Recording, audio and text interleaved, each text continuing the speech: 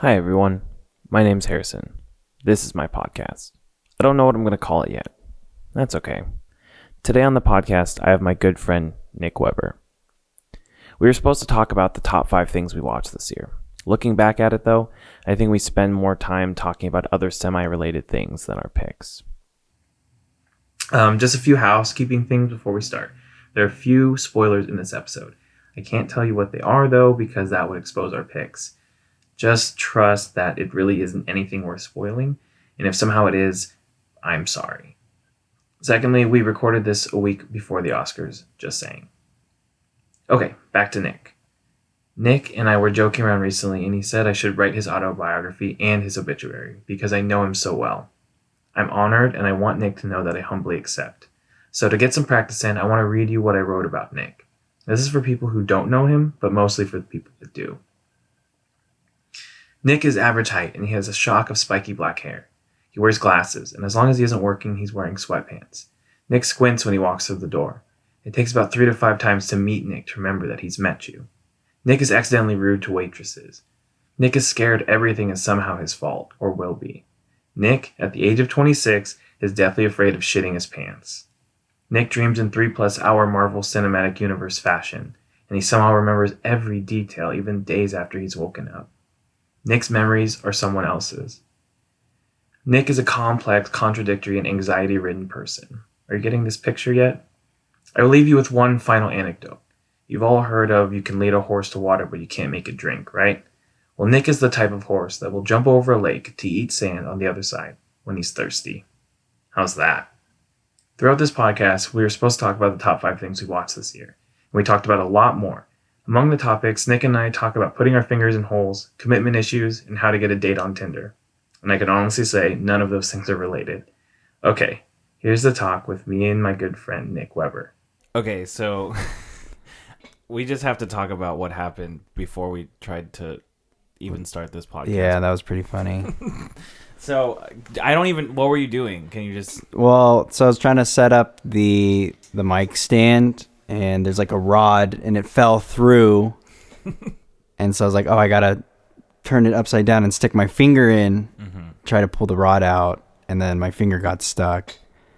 Like, actually stuck. Yeah, like I physically couldn't pull it out. It was stuck on my knuckle. It was just Chinese New Year's a couple days ago, and it was like the full-fledged version of a Chinese like the finger trap. Yeah. And we got some oil. We got some oil that for my didn't sister, work. and we got butter. That didn't work. And Nofi was licking the butter. And then we put an ice pack on your hand. And then we put water down the tube. So then we put water down the tube, and then I walked in the garage looking for WD-40, and then you and Kevin got it off. Yeah, well, like what happened was we were twisting. So I'm maybe the water worked, but it was like a complete seal. So like none of the water was dripping down my finger. But anyways, we tried twisting my finger one way, and that wouldn't work. But then I went clockwise, and that worked. Somehow I could actually twist it, and then boom, finger came free. Crisis averted. It was a whole mess. But hey, that's a good story there. That's starting to begin a podcast with Nick. That's just what we ran into. Almost ruined the night. I would have to go to the hospital. How worried were you? A little worried. I feel like you were holding it back a little bit, but I couldn't tell the full level of because your finger was actually stuck. It was stuck, yeah. Like if we pulled too hard, I felt like it was going to dislocate. I just felt that I ruined the night. I was like, we're not going to record because my finger got stuck. And I was like, just my luck. So I tell Nick that Mark Maron, and I see a lot of things in Mark Maron with Nick because they're both like they're both really neurotic and also like really worried about like fucking things up and it being all of their fault. And then they also kind of look similar to me. And I just listened to Mark Maron's podcast with Brad Pitt and Leo DiCaprio this morning. Mm-hmm. And he has a whole full-fledged thing where he just fucking flips out because the audio was like messed up. But basically what happens is he catches them right after they do like a panel because they're on their like press tour for the awards for Once Upon a Time. And so he normally records in his house, and he has everything set up and under control. But since he had to go to them and did it in the green room, like right after they did the panel. Oh, okay. So he was kind of like doing it, kind of like fly by night a little bit. And this is Mark Maron's podcast? This is Mark Maron's podcast, yeah. And it just, the whole, like, I think something happened with Leo's cord. And then the audio cut out, and then he was like having other little issues, and they were like talking, and Brad Pitt was like in the middle of like answering a question, and he's just like, God, what the fuck? And then he's just like freaking out, and then they're really laughing, and I guess Brad Pitt said that was the whole price of admission. Because I guess he said too in the disclaimer, like Brad Pitt told him that he loves his show because he has a show too, Maron, and he said he watched all of his seasons like 2 or 3 times in a row, and he likes the podcast, and he was like, this is what I was waiting for you to do. Like a neurotic breakdown. So, but anyway, that just reminded me of that too. But we didn't get ruined. Nope. Everything's going okay. No hospital trip, no amputation. Well, speaking of hospital trips, so this was the thing I first wanted to talk to you about. But then you had to go and just like, yeah, get my fingers stuck. Get your fingers stuck. So now my next question is, what happened at the time when you actually went to the doctor this week? So I went to the doctor, and the doctor was asking me some questions, some personal questions. She asked, "Oh, do you have vaginal sex?" And I say, "Yeah." And then she asked, "What about anal?" And then I say, I guess I go, "No." And she starts laughing, and then she says, "Not getting any, huh?" Or you sound. She said that? No. She didn't say that. She said, "Wow, you sound really disappointed." And then I didn't know what to say, and she just kept laughing. And I thought she was flirting with me for a second, like "Hey, I'm down for anal, like, if you want some." But, right. But yeah, it's kind of weird. I don't know. Yeah, how old was your? She was like 30, maybe 28. Is that your primary doctor? You see her often? No, it wasn't my primary doctor. So yeah, she was really just trying to make first time, and like I don't know, first contact. I definitely wasn't disappointed. I was just like, this is the way I answered. I don't know. I just said no, like it was a question. I don't know, but to clarify, you are pretty bummed about that, though. Yeah, right? yeah. I never had anal, so I was like, no, fuck. No, I don't want anal. But they say it's all the rage. Well, just kissing it is now too. Yeah, that's never done that either. But yeah, I don't know. All the friends say. All the friends say. Yeah, they say. Who are these friends? I don't do it. Should I name? You don't have to name sources. They're close friends of mine. Very close friends. They say. Okay. They say you got to do it. We're doing some. And it's like, no, that's gross, but doing some reverse engineering. Yeah, they know who they are. So have you thought about it more now? Just what? The encounter? Well, yeah, since you got kind of called out, have you thought about pursuing more anal? Well, this is funny too. for the people that don't know, obviously myself and all of the spooky friends that Nick is referencing all know that Nick is very active on Tinder, and he has kind of almost created his own I don't want to say living, but he just basically created his own style on continuing or beginning conversations with ladies with just stopped that though. Oh, you don't do off the wall crazy. I've got very vanilla questions. Yeah. Why is that? I think lack of confidence. I don't know. It's weird. Like I just ask boring things now. Dang. Yeah. Well, because it's like I don't know. Well, I try not to make it boring, but not as crazy. Well, okay. Just in comparison, I was gonna say. So let's back up 1 second. Let's give us an example of what was more typical when you had more confidence. Well, maybe it was. Elfie, can you shut the door, please? Can she do that? No, not yet. I can do that. She can open it, but she can actually open it. Well, I mean, she just headbutts it, but yeah. or with her pause. All right, Ophelia's joined the podcast. Well, okay, sorry. Go back to. So I think, and you know what? It's not a lack of confidence. It was I don't care. That's what it was. So it was like, or I was having fun, I guess, in the sense that I would just say random things. And so, like, I guess the most memorable was like asking this girl if she wanted to go to a bug party. And then she didn't know what a bug party is. And, you know, for those who don't know, a bug party is where you specifically go to a swingers party where someone has STDs and then you try to pass it to everyone in the party. Because that's fun. Yeah. And I don't know if that's actually real, but that's what it's called. And then she thought it was funny, but we never hooked up. So, or went on a date. Because you tried to bug Yeah, her. exactly. And so I think maybe that's why I stopped, because it was funny, but it didn't get a lot of success.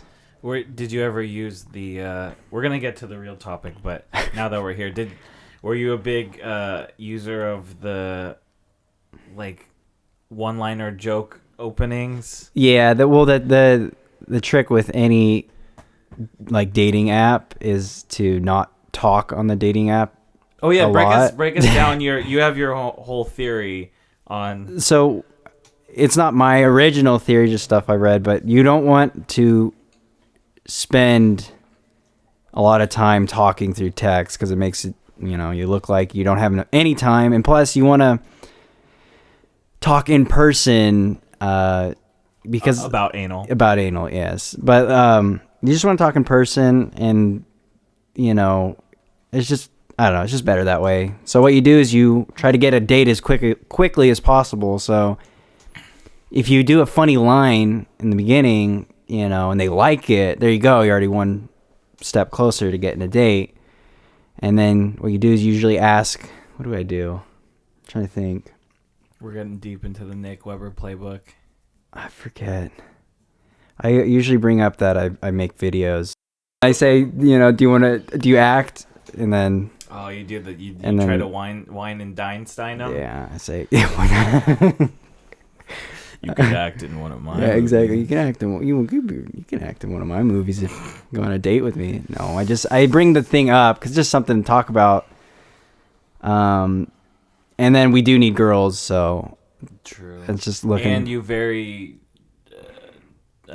with no remorse, just send out all of our video links. Yeah, and get our view count up. I'm killing two birds with one stone. Yeah, no, it's very. It helps us. I'm trying to get more views, but also lose fans, because most of the time I date these girls and then we never talk again. So it's fine. We just need the views right now. Yeah, exactly. We just need but consistent subscribers, more views. But anyways, so yeah, that's Tinder. So yeah, Nick is in the trenches for us because he is. I'm experimenting. Working very hard, spreading not only his seed but also our YouTube links at a feverish rate. Yes. Very rapid and feverish rate. So yeah, I mean, that actually brings us to our main topic. Nick, in conjunction with myself and Joey and Cody and Scott and Lucas and the Sharks of Dance family extended, all make videos and short films together. So I kind of just posed the question to Nick, at least as the main talking point, about talking about like the best 5 things we've seen this year. I think I watched 3 TV shows this year from start to finish. And one of them's oh yeah. I don't want to spoil it. I don't want to spoil your number 2, but yeah, my top 2. That's what I want to talk about. My top 2 shows. Okay. Do we want to start? Yeah. Do you want to start? How do you want to do it? We can just go back and forth, okay. And then, I mean, whenever there's something. Let's see. What should I guess we'll talk about the shows because we're on that topic. So. Oh wait. So you separated yours from shows and movies? So I did 5 total things, but yeah. I just wrote down what my favorite shows are and what my favorite movies are. Okay. So, yeah, I think I said I watched 3 shows this year. I don't even remember the third one right off the top of my head. God. So it was only okay. I'm not gonna. But so then I know the 2 shows you want. Yeah. So we're gonna start with number 1 show. Oh, you're going. Oh, yeah. number one show. Okay. Of 2000, my favorite show of 2019. Okay. Chernobyl. One of the two shows that I know that you've watched. Okay. Oh, and or say what you're gonna say, and then I'll say, yeah, Chernobyl was great. I love, just like, I mean, this doesn't not really post-apocalyptic, but it fits the whole theme of post-apocalyptic with radiation. I mean, yeah. The one reason I don't watch many shows is I don't like the commitment. So this is like a perfect. That was like 5 or 6 episodes. Yeah, I think it was 6, but it may have been 5. Yeah, very small miniseries, but it's dense though. Yes. Like I had to stop, I think at least 2 times from it, because I mostly just pushed ahead in a couple days and watched the whole thing, but I had to take big pauses even between, because it's just so heavy of like content. Yeah. You know, not even saying that it's graphic, it's just like, this wasn't that long ago, and you're just like, wow, this actually just, this whole country almost was eroded and destroyed. And it's scary. It's like psychologically just really scary, because they keep talking about getting into the water, and then that would affect greater Ukraine and all of that, and then that could also just tie into more of the world too. Yeah, it was like the perfect, like, I hate horror movies, but this was like a horror movie for me, because it's like, this is real. Obviously they played some things up. Like, I heard that the special effects of the radiation sickness, that was played up a bit, but still, it's still scary shit. Yeah, I thought it still was fine. But yeah, I had the same thing. I watched it, I think 2 days.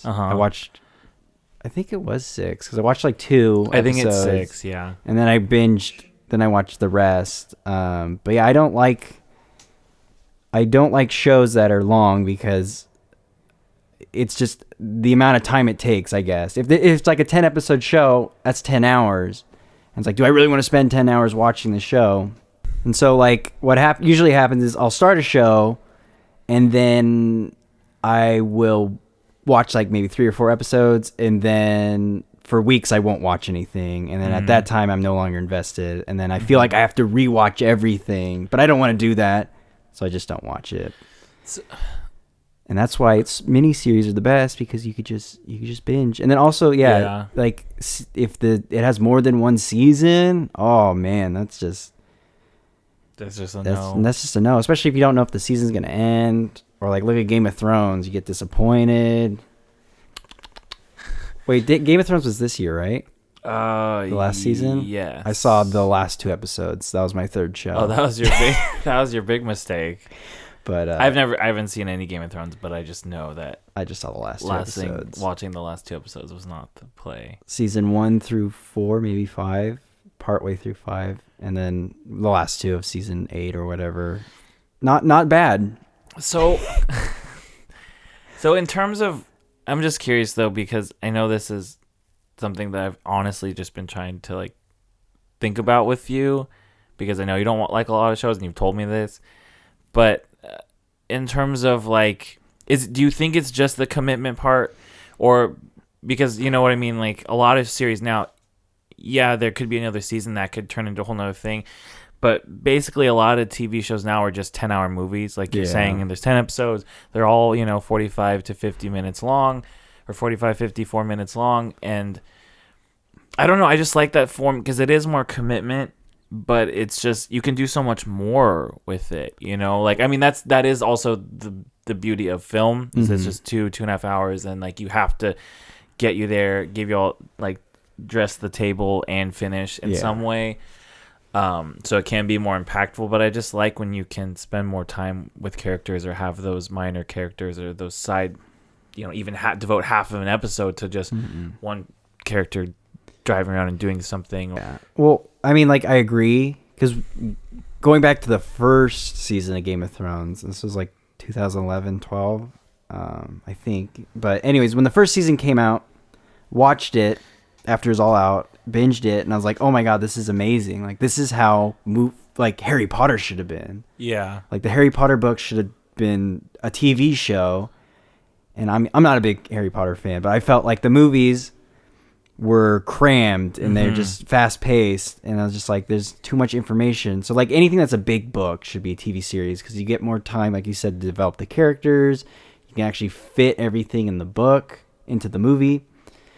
But I've slowly, over the years, changed my opinion. Like, that's still a good format. It's just not for me because I have a hard time just even watching anything. And my mindset is I just want to watch something and have the whole story told in one sitting. And then I want to think about it and then be done with it, at least watching it. Like, I could still think about it for a while, but I don't want to stop midway through the story and then be so busy that I never come back to it. And that's the main reason why I don't like shows. It's just like, yeah, it's just a timing thing. Like I don't really watch a lot of movies, and when I do, I'll usually watch 2 movies in the same day, or like I'll spend a weekend watching a couple movies, and then like it takes me weeks to watch another movie. Okay, because that's what I was gonna ask you. Is like, would you rather? So you're saying you'd rather watch like 4 or 5 movies as opposed to one? Yes, like, TV I guess series so. or a TV series that's good. Yeah, I mean it's not a quantity over quality thing, I guess. Yeah, well, I'm just saying, like, the hours spent, Yes. because you're talking about commitment, it's roughly, It's even hard for me to watch movies. Like, I don't want to, I know, it's like there's all these movies I want to watch. I have a playlist of like 600 movies that I want to watch. Mm-hmm. And when I actually say I'm going to watch something and I sit down, there's like every movie I put in I want to watch, but I do not pick one. And like me and Josh will go back and forth and be like, you want to watch this? And he'll say no. Then he picks a movie, you want to watch this? And then I say no. And I've end up just saying, all right, just whatever you pick, just play it. Don't even ask me because I'm going to say no. And then the thing is, it's just like, I don't know if it's like if he suggests it, I instantly don't want to watch it. Like it's weird like that. And then same thing with him. If I suggest it, he doesn't want to watch it. But every time we just pick a movie and play it, we've always liked the movie. So side tangent, we'll double back to that. But now that I'm just thinking about it, like, what do you think of the fact that, again, like I said, me, you, Joey, Cody, Scott, all try to make stuff together, and historically we really haven't watched a lot of movies or shows as a whole, but here we are, like, trying to make our own stuff. What do you make of that? Because it's kind of confusing. It's almost like a joke to me. Yeah. I'm not saying like that's why we do it, but it's just kind of weird where, you know what I mean? Like, we just don't have that. I don't know. Well, out of us all, I think I've seen the most movies. I would agree. But I've seen the less recent movies. Like, I think it's 12 2019 movies this year. And then the rest are all super old movies. But Joey, yeah, definitely I don't know, he's got a weird taste. Well, it's weird too because he just actually just hates the he hates the craft. Yeah, he's like he said movies are shit. Yeah, and verbatim. It's so weird, and he's just like, oh, I know I won't like it, or like he watch it, but he's like, it's also self-fulfilling prophecy because he only watches kind of like shit movies. Yeah, he doesn't watch, and he goes into it with the thought of like, I'm gonna hate this, and then sometimes he's pleasantly surprised. Like, he texted me and he watched Underwater, the Kristen Stewart like that one thing, thing, alien underwater thing. Well, I think it's just because like he probably Cthulhu, I think. But yeah, he said it was. I think he said like 6.5 out of 10. Oh, but okay. he was like more saying like, oh, it wasn't like it wasn't shit, dog shit like I thought it was gonna be. But yeah, Joey's so funny about that. I think he. In my opinion, the movies he goes to see are movies that I would hate. Yeah. And I mean, me and Joey have different tastes because he would definitely movie I like he would hate. Yes, and has. But he hates, like, the movies he sees are just movies I could instantly say those are bad. You're not gonna like them. Yeah. I don't know. Just got different. I think it sounds like he doesn't even want to go. He just gets invited. Yeah, I mean, a lot of the movies and I think that's why he kind of has a negative. He has negative feeling towards it because a lot of them, like the one when he saw Underwater, it was because it's family outings. We're going to this, and he has a big family, and we're going to this because it's a birthday thing, or so and so wants to see it, and then so of course he goes, and then you know, it might not even be a movie he initially wanted to see, and then he's watching it, and then he's like, "Oh, movies are shit. I haven't seen a good movie in like 10 years." I'm like, That's "Wait, sad. Right? What? No, he liked Blade Runner, unless he lied to me. I don't know. But Maybe he did, but I think did he broadly speaking, he did say something like that to me. Yeah, just as a collective, we really have not seen a lot of movies, not seen like, especially for me, a lot of like quote unquote classics or like big flagpole movies for the genre or for the time. Mm-hmm. I know that for sure. And I don't know. I mean, I think part of it is just, I don't know. I think it's just funny. That's why I asked you the question. But I think part of it is just wanting to create. Yeah, that's you know? what it is. But yeah, so I think that's it. And we, you know, that was just something we ended up doing when we were younger, making the home videos. So I guess that's where we kind of landed there. I mean, I like it. I think it's fun, and I've definitely been getting more into it lately. Well, actually, let's. What is a lot of movies? Like, okay. Well, I mean, I guess because I would say. I mean, I watch a decent amount of movies. Well, yeah, I mean, you're kind of the outlier of the group. I definitely have you watching more movies. But I'm saying collectively, when you take all of our movies divided by 5, like, we're getting fucked. It's below average. It's definitely below average because, like, you could be carrying the team, but, you know, at least, yeah, between the rest of us, when you factor us all in and then, you know, divide it by us, I would not say we've seen a lot of movies. Yeah. And even then, like, there's not a lot of overlap too. Like, you know, maybe you've seen a certain couple kinds of movies. I've seen some of these movies, but like Joey hasn't seen that, or I haven't seen what you've seen, and you know what I mean. Yeah. So it's like we aren't very wide and we aren't very deep. We gotta finish the top 5. Yeah, I'll do my top 5. So that was your top 5, but my number 5 is Russian Doll. Just seen that. Okay, well, but I think I talked to you about it a little bit, and it kind of feeds nicely into your number 2 because it's kind of the same reason. Okay. But and again, just slight disclaimer: I haven't seen everything, and there's definitely a lot. And this is just what I like. So, like I said, I haven't seen Game of Thrones. I don't know if it'd make it on the list this year anyway. No. Probably not. But I haven't seen it, so obviously the shows that I haven't seen don't come into my factoring. But Russian Doll for me was number 5, just because. It was just really unexpected. When I saw the preview on Netflix, I got kind of grossed out and annoyed because I was just like, this is just someone decided to do Groundhog Day and then just make it a girl instead of a guy, and it's a birthday party instead of, you know, him trying to report on Groundhog Day. And just all of that got me mad. Like, I'll be honest, and I know that sounds bad, but I was like, ugh, this is just gonna be ass.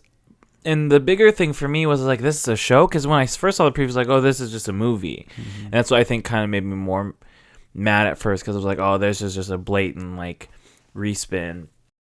Well, they made a movie like that. It's called Happy Death Day. It's like exactly like the girl dies on her birthday, I think. Uh-huh. And then it's Groundhog's Day. When did that come out? It was like 2016. Oh, so semi-recently. Yeah. They made a second one, too. Happy Death Day. Happy Death Day 2? Don't know. Haven't seen it. Didn't like the first one. Because there is a error. Well, this isn't the whole reason, but... Dang, he's mad right now. At the end of the movie, it's like the very last scene when they're in bed, you could see...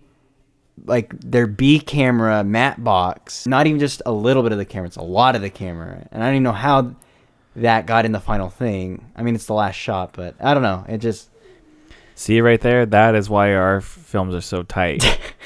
Because Nick will literally kill himself and stay up for 3 days and edit the small of his back out of a frame of a shot, just so he does not run into this problem. If he was on the cast and crew and saw that there was a Starbucks cup in the Game of Thrones episode, he would have...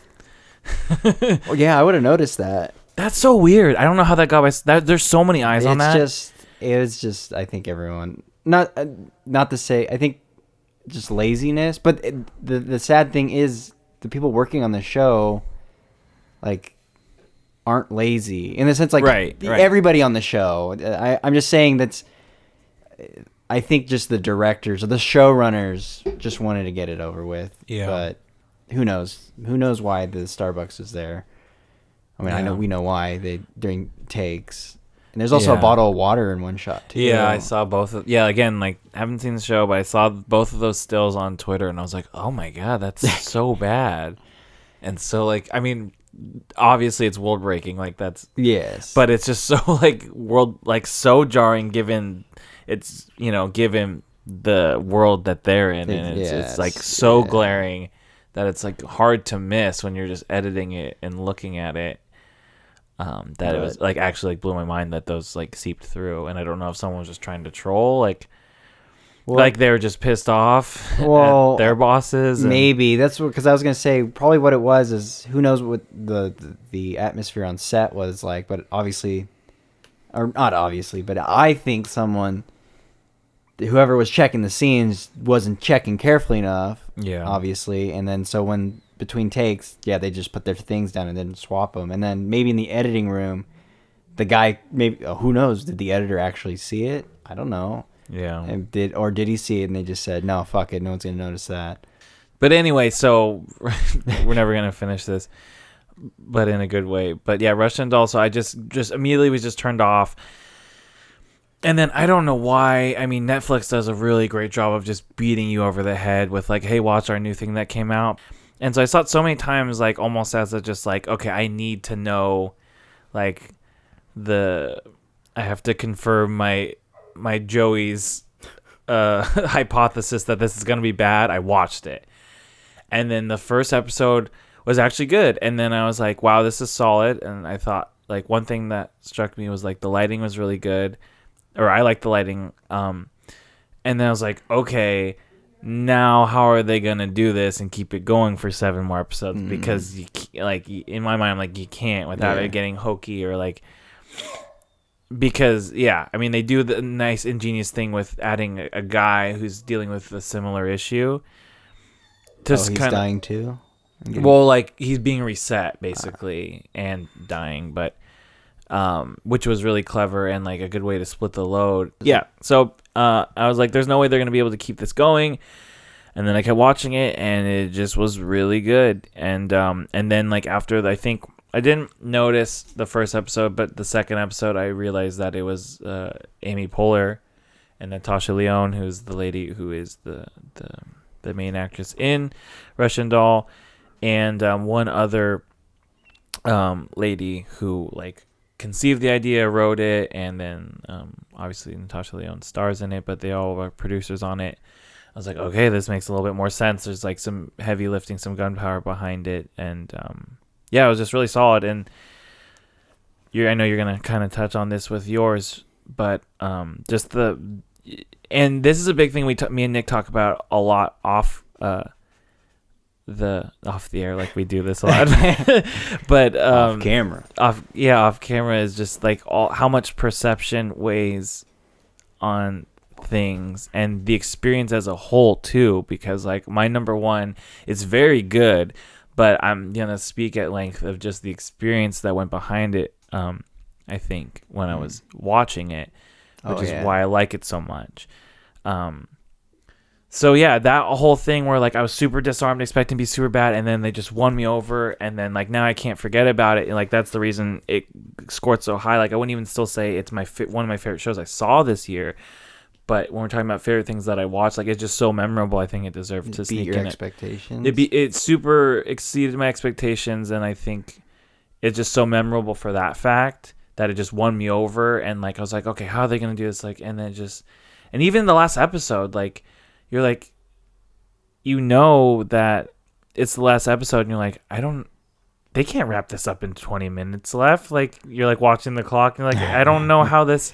You know what I mean? And they even do that. So they do a double kind of like, first they take a prompt that you think is kind of dead and could go really awry and make that work. And then even the last episode, you're just like, okay, like how are they going to reconcile all of this and make it come to a close with the time that they have with the current state that these characters are in? And they don't. And they do. Oh. Oh yeah, no, they do. For the I mean, there's season 2, which I don't. That part. Well, that's what I was gonna ask. I was gonna say, what do you think about a season 2?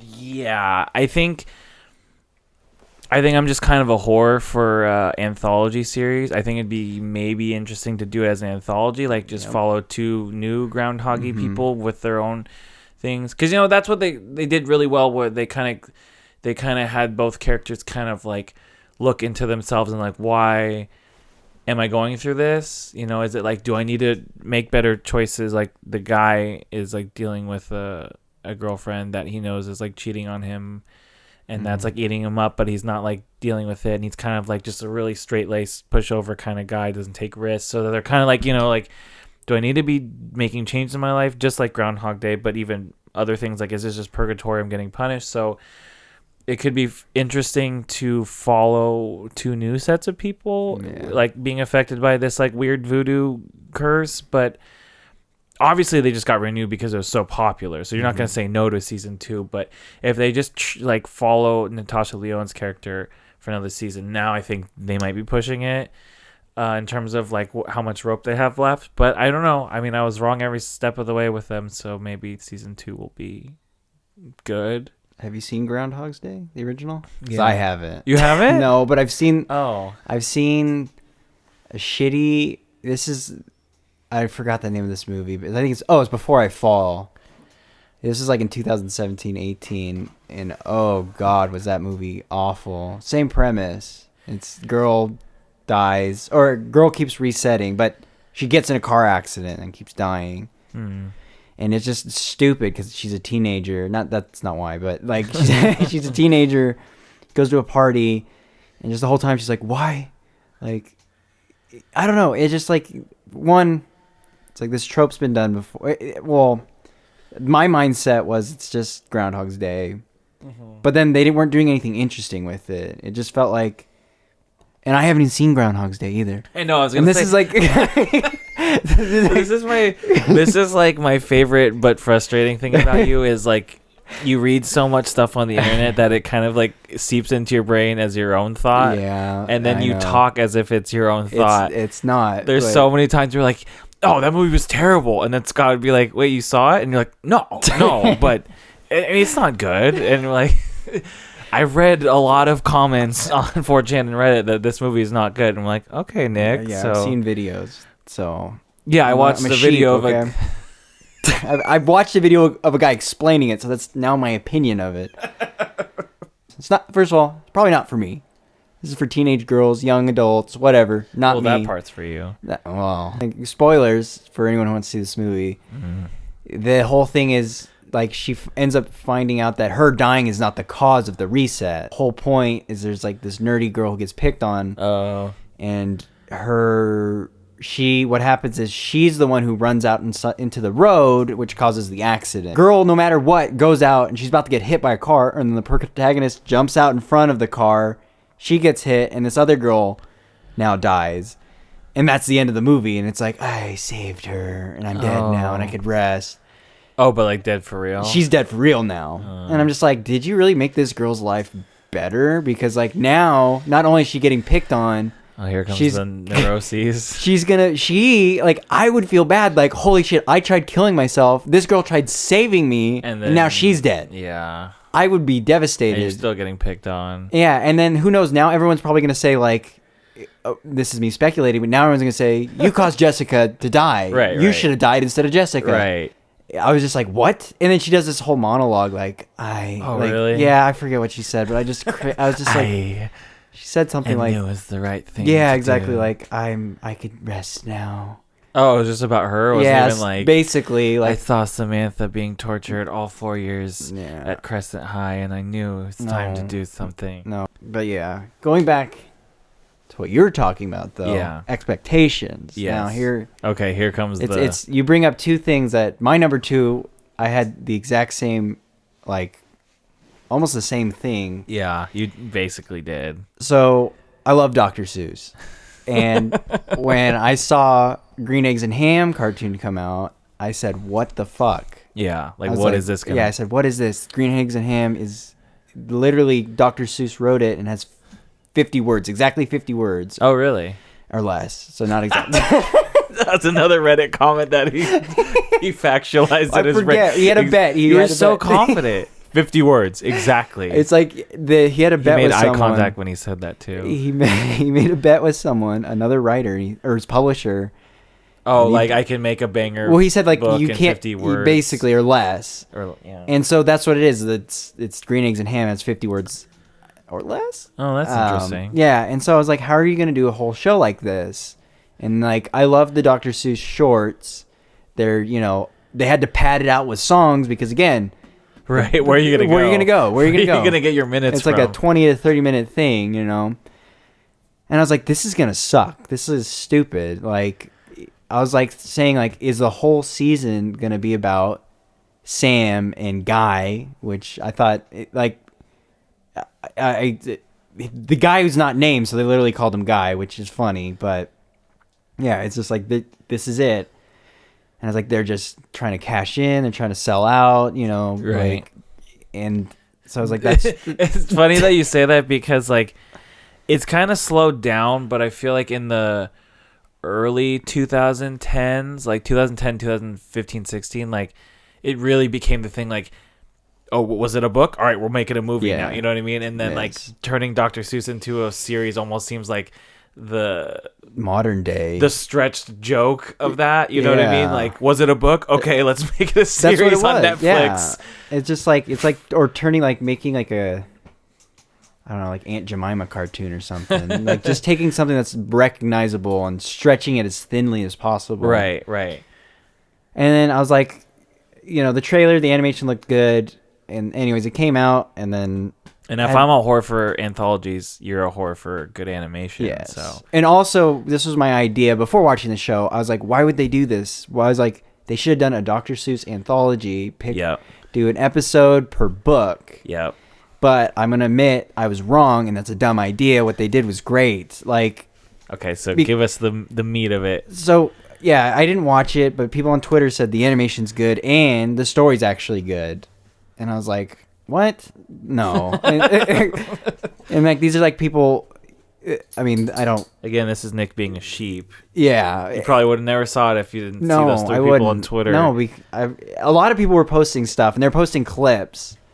And it was like, oh, this is interesting. Like, and I don't know. I was like, okay, I'll watch it. So I watched it with my mom, and then I was like, oh, holy shit. One, the animation is godlike, and the story's good. Like, there are cliches, and it's not perfect, but I thought, because, like, they instantly start off saying, like, hey, we know what the fuck we're doing. Wink, wink. Like, they're talking, it's Keegan Michael Key. He's the narrator, and he's talking about, like, oh, you might have heard this story, or, like, wait, it says, we're going to tell you a story that you think you might have heard. And then, what is it? Sam comes out in a ninja costume on a glider, and then he's saying, like, what the fuck? Like, a ninja, this is Dr. Seuss. This is ninjas and Dr. Seuss, so right out of the gate, they know, I feel like they know, like, hey, we know what we're doing. Like, we're taking this tiny book and we're doing a completely different story. And sometimes when you name it, I mean, one, like you're saying, that just shows that they're already thinking. They're self-aware. That way, so that gives them more, that they've put more thought into it, more work into it. But sometimes just naming the thing gives it so much more power. Not acceptable is the wrong word, but you know what I mean? Like you're saying, like right when they announce it right at the beginning to you, then it makes you more open to understanding, like, okay, now we can go outside of the book a little bit. Yes, exactly. And like that's what I like, because it's just like, oh, we're gonna tell you a similar story, obviously taking things from the book, but it's completely different, and here it is. And so I think we watched 3 or 4 episodes the first night, and they're 30-minute episodes, so it was like 2 hours. That's still pretty good, though. 30-minute episodes. I thought they were like 20-minute episodes. No, and like, well, I think they're like 25 to 20. Okay. Yeah, I mean, it's like a 30, but yeah, I loved it. I was really impressed. Now, it's not a perfect show, and like, there's some things I don't like about it, like, because this is another thing why I don't like TV shows. A lot of times they meander, because it's like they gotta you always got to have drama, you know? Yeah. And so, like, that was, like, in this show, there's some things where it's just, like... They had the gotta have drama moments. They gotta have drama. And Green it's just, Eggs like... and Ham. Yeah, and you're just, like, why... Like, just say this one simple thing, and, like, you can explain yourself instead of, like, not explaining yourself and making it worse. You Guy know what had I an mean? evil twin and got cheated on. No, he was in love with this girl, and, like... And got cheated on. No, he just, like, tells the girl, like,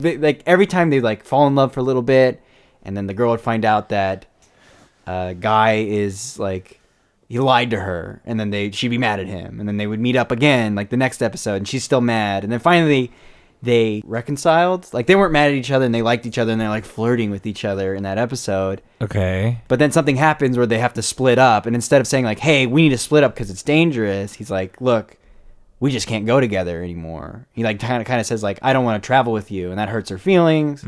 They obviously like each other, but then one small thing has to come in that's correctable. Like, you can, like, explain yourself and just, you know, and then they're not friends in that episode. And then the next episode, and it just kept doing that, which is a little bit annoying, but I'm going to give it a pass. Okay. That's why it's my second favorite show, because I love when I go in expecting something, and I get the opposite in a good way. I thought this was going to be shit. Yeah. And I actually really enjoyed it. The animation was great. It was funny. That's another thing. Like, I laughed at a lot of the jokes. Funny. Ending's a little weak. And then this goes back to Russian Dolls too. Seems so that's so hard to end that. That's three things that's, like, similar. Yeah, see, we really intertwined our... It's like they basically... The first, you know, series is the book. They, like, say the whole book within the whole 14 episodes or something. And at the end, you know, it's the book spread out through the movie. Like, he says all the lines in the book. Uh-huh. And so now that's over. He tries the green eggs and ham, and spoiler, he loves it. And that's it. You know what I mean? But then there's like but now that was Guy's story. Now we got to focus on Sam's story. Oh. And so that's where now I'm like, you got to really impress me for season 2. Yeah. Because it's like, what are you going to do? You have no more book. See, hopefully we'll do a follow-up episode after season 2 of Russian Doll and Green Eggs come out. That'll be a funny crossover. I hope they come out at the same time. Oh, mine's going to take 3 years to make. 3 years? Yeah, that's how long this took. I was laughing because Nick is very unreasonably is not the right word, but Nick is very harsh on kids shows. Oh, yeah. This is another tangent. I'm unrealistically harsh, I would admit. I don't know where the extra heat comes from. Well, you know what I think it is? I think it's because I want to make kids material. Okay. And, like, the reason why I don't like kids movies, I think, is because there's no good villains. And maybe I'm being unrealistic, but it's just like, all the movies I think back, the villains are actually scary and threatening. So, like, Coraline, kids movie, stop motion. You have Mother. She's pretty scary. Like, she gets creepy visually, and also she's gonna steal your soul, you know. But, like, I watched Klaus, and that's a different movie. It's like a fucking Christmas movie. But the villains are just not. They weren't very good. Their whole thing was like, their whole motive was, let's be bad to be bad. Like, we've always done this. We gotta be bad. Let's keep being bad. And that, to me, is not very exciting when your villain is just bad. So, like, that's a very pushed example, but it's kind of what you're getting at. It's just so black and white. Like, he's just bad. There's no nuance, no other determination. That's what it is. Okay, so watch Green Eggs Ham. That's a great kids movie. It's a great family movie or show. Yeah. And I think that's a good example. The villains are good. They're called the bad guys. They're pretty funny. I mean, you look at Scar too. Scar's a good villain, but Scar's a great villain. I mean, you know, but he's like I don't know, maybe is that nostalgia? But he's pretty much I'm evil, but he wants... That's true. But his whole thing is like, he's jealous of his brother, you know. He's power hungry. He feels slighted. And he doesn't just say, like, or does he? I just want to be evil. Like, you know what I mean? Like, does he literally say that? Like, in some movies, they literally say that to be funny, you know. Despicable Me. Yeah. Though that's a good movie. I like Despicable Me, the first one. But so what do you want out of a 2020 villain? I don't know. In a kid's movie. I don't know. That's a good question. I'll talk about another movie too. Okay. It's stop motion. I love stop motion, but it disappoints me. And it's something, I think it has to do with the process, like for how long it takes and like the writing. I don't know. I just feel like there's something missing in the writing. But like Laika's movie, Missing Link, I thought that was a great movie. Shout out Zach Galifianakis. And yeah, the villains are the same thing. We're just evil. We want to kill Missing the Link. And I was just like, oh, that sucks. And like, because everything else in that movie is I wouldn't say interesting, is good. And then like you have two villains in that. You had the main, they're like literally the man society. That's what it was, like a hunting thing. They would hunt beasts. And then the Hugh Jackman's character is trying to find exotic, rare animals. Not hunt them though, just, discover them. And they don't want him in his club because, I forget, like, they just don't like him. So they're like, we can't have this guy here. Like, we don't want him in the club. So he sends a hitman. And the hitman is literally like, I just want to be evil. Like, Western guy. And, like, every time he was on screen, I was like, I don't like this. Actually, that's, okay. One scene I really liked with him. But it's not because of him. It's because the action sequence. They're, like, on a boat. And it's like they're going through a storm, and they're like running through like the halls of the boat, and the way the animation and like the shots are, it was really fun, and it was fun to watch. But besides that, yeah, I didn't like that character, or the same thing, the villain. Okay. But I like that movie. Okay, I'm gonna do my number 4. Wait, we're on 3, so you're skipping. No, I'm going backwards. Okay. So we're meeting in the middle because you wanted to reveal your big ones first. So my number 4 is Righteous Gemstones, which is a show by Danny McBride. And it came out on HBO this year. And it has Adam Devine and... Green Eggs and Ham had Adam Devine too. Oh, really? Yeah. He's him and Michael Keegan-Key have been all over the place. Are they in this show too? Well, no, but he was on Green Eggs and Ham. Yeah. And like he's just done so much. Like I feel like I've seen his name a lot, even just like little guest features and stuff. But he's been on a lot of stuff. Never seen it. But anyway, yeah, it has John Goodman and Adam Devine, and I forget, she cracks me up, but I forget who plays his sister. But basically, it's just a televangelical family. And they're super rich and from it, and still are all participating in it, and it just like follows their family. But there's this really like interesting little heist element, kind of. But yeah, I just thought that was really funny, and I've always really liked Danny McBride, and it was cool. Like I don't know, he just always made me laugh, and a lot of the movies that he was in, he always kind of played like the tertiary character. Wasn't the main guy. Wasn't even like the friend of the main guy or a central piece. He would always just like play a little side bit character. Person that came in. But this was just funny for like the 5 minutes they gave him. Just funny, like you think of Hot Rod, or you think of like even his character in Pineapple Express. And yeah, so he like produces it, but I think he wrote it, and I think he directs some of the episodes. So his hands are like all over it.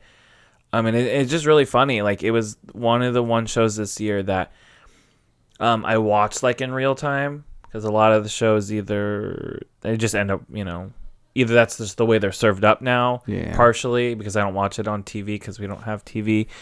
But that's like the one show I watched this year that like every week I was like, oh, gotta watch my Righteous Gemstones, and then like if I fell behind one week, I'd watch 2 the next week, because it was just funny, but like the story was progressing really well, and yeah, I don't know, they're gonna have a second season, and I don't know, I thought it was just really, really funny and really interesting, and I'm kind of like glad that he's finally kind of got his own like big master Because I mean, well, I guess he was doing Eastbound and Down too. I was gonna say, is it like Eastbound and Down, like comedy wise? Is he the main character? Or is he just the writer?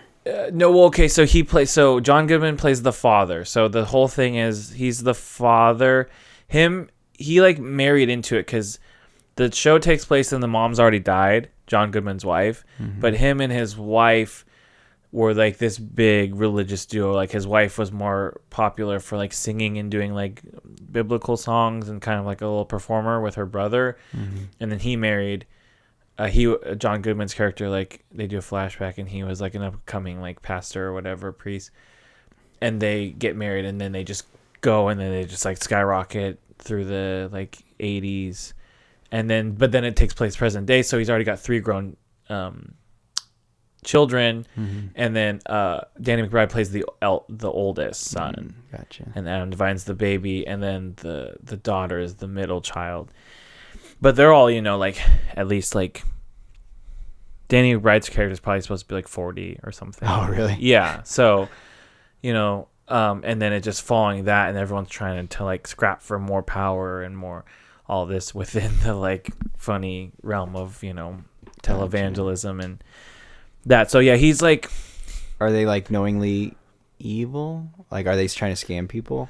Okay, well, no. So the heist part is, I mean, whatever. I'm not gonna give it away, I guess. But well, I mean, I'm gonna say it, but like, it's probably not a huge deal. But so what happens is, Danny McBride gets this message basically saying like, you need to give me this money or else we're going to release this video to everybody. And it's like him with his like little crony friends. Mm-hmm. And they're all like, cause I guess it was for some like, conference, like Jesus conference in Las Vegas, but mm-hmm. they get like a stripper or like a hooker and they're all like doing cocaine and one of the guys' little dicks out. And then, and it's just that, and then he's like having sex with the hooker, I think. But it's not his, it's not Danny McBride, but it's Danny McBride's friend. But he's like, well, this like implicates all of us, obviously, and this can't get out because we're such a huge, name in the church world. And then you come to find out it's his son that's blackmailing him, like his estranged son who went out to L.A. to become a stunt man, who I guess he was doing that, but then he met some guy who was also a stunt man that kind of gets it in his head to like, we should blackmail your dad for all this money because they got all this money. Gotcha. So that was the heist element. So they're not really scamming people. It's more like where the comedy and kind of all the drama comes to is just the family element of them like bickering and like fighting for power and fighting for roles. So it's really fun and like it just keeps pushing forward and there's just a lot of times where it was just really funny. And again, I'm just really happy that that it's his show that he's got so much handle on, and it was. Is he playing like his same character? Kind of, and I listened to a podcast with him about that because I guess he met all of his buddies, or he's had buddies that longtime friends that all kind of like were in film school, mm-hmm. and that's kind of how he got his start, I guess. One of his friends like wrote a script, and then we're like, well, you have to like play it, and then Danny McBride didn't feel comfortable, but like, and that's where that kind of character formed, that braggadocious like. And he said that's where like that just makes him laugh. That kind of guy that's like very like hot to trot on his own shit and doesn't realize like all of his inadequacies. And he said he likes seeing that guy cry and like get hurt, So he likes doing those big inflated ego like very fallible characters, but they're unaware of it, and then they get their kind of slice of humble pie here and there. Mm-hmm. So yeah, he kind of does play the same kind of character, mm-hmm. which I love. I'm totally fine with it. Like I think he does it well, and mm-hmm. same thing with Will Arnett. Just playing like the overt, the douchebag guy. Like, and I just love him when he does that. So I used to hate Will Arnett, but really, I like him now. But also, there's 4 shows. I watched BoJack too. Oh yeah, that's oh wait, I think the new season just came out. Oh really? Like today or tomorrow. I think, yeah. Because 28th. it's the 28th today, Oh, but it's the end of January. The second half of the new season comes out. Gotcha. I'm gonna watch that. I watched both. I like 5 that and 6. That made my top 10 of the decade. That's BoJack's good. Yeah. Season 4 was great all the way through, and season 5 had its moments. It wasn't bad. No, yeah, that's what I'm saying. I just think like if we were comparing, because I love season 3 and I love season 4. And then like I didn't watch season 5 when it came out because I kind of forgot about it. But yeah, that's another good show. They do a lot of stuff on that show. It still doesn't make my top now that I remembered it. But well, like I just don't want to top 10, yes, but not top 5. Okay. Okay. It's the top 3 TV shows. Green Eggs and Ham still number 2. Okay, yeah. So I'm gonna do a quick recap. We're going opposite ways, but Nick's number 1 was Chernobyl. Nick's number 2 was Green Eggs and Ham. Did I get number 3? No, that's coming up. Okay. And he highly recommends you watch that. My number 5 was Russian Doll. My number 4 was Righteous Gemstones. And now we're on Nick's number 3. All right. My number 3, like an old movie. It's called Stalker by Andrei Tarkovsky, Russian director.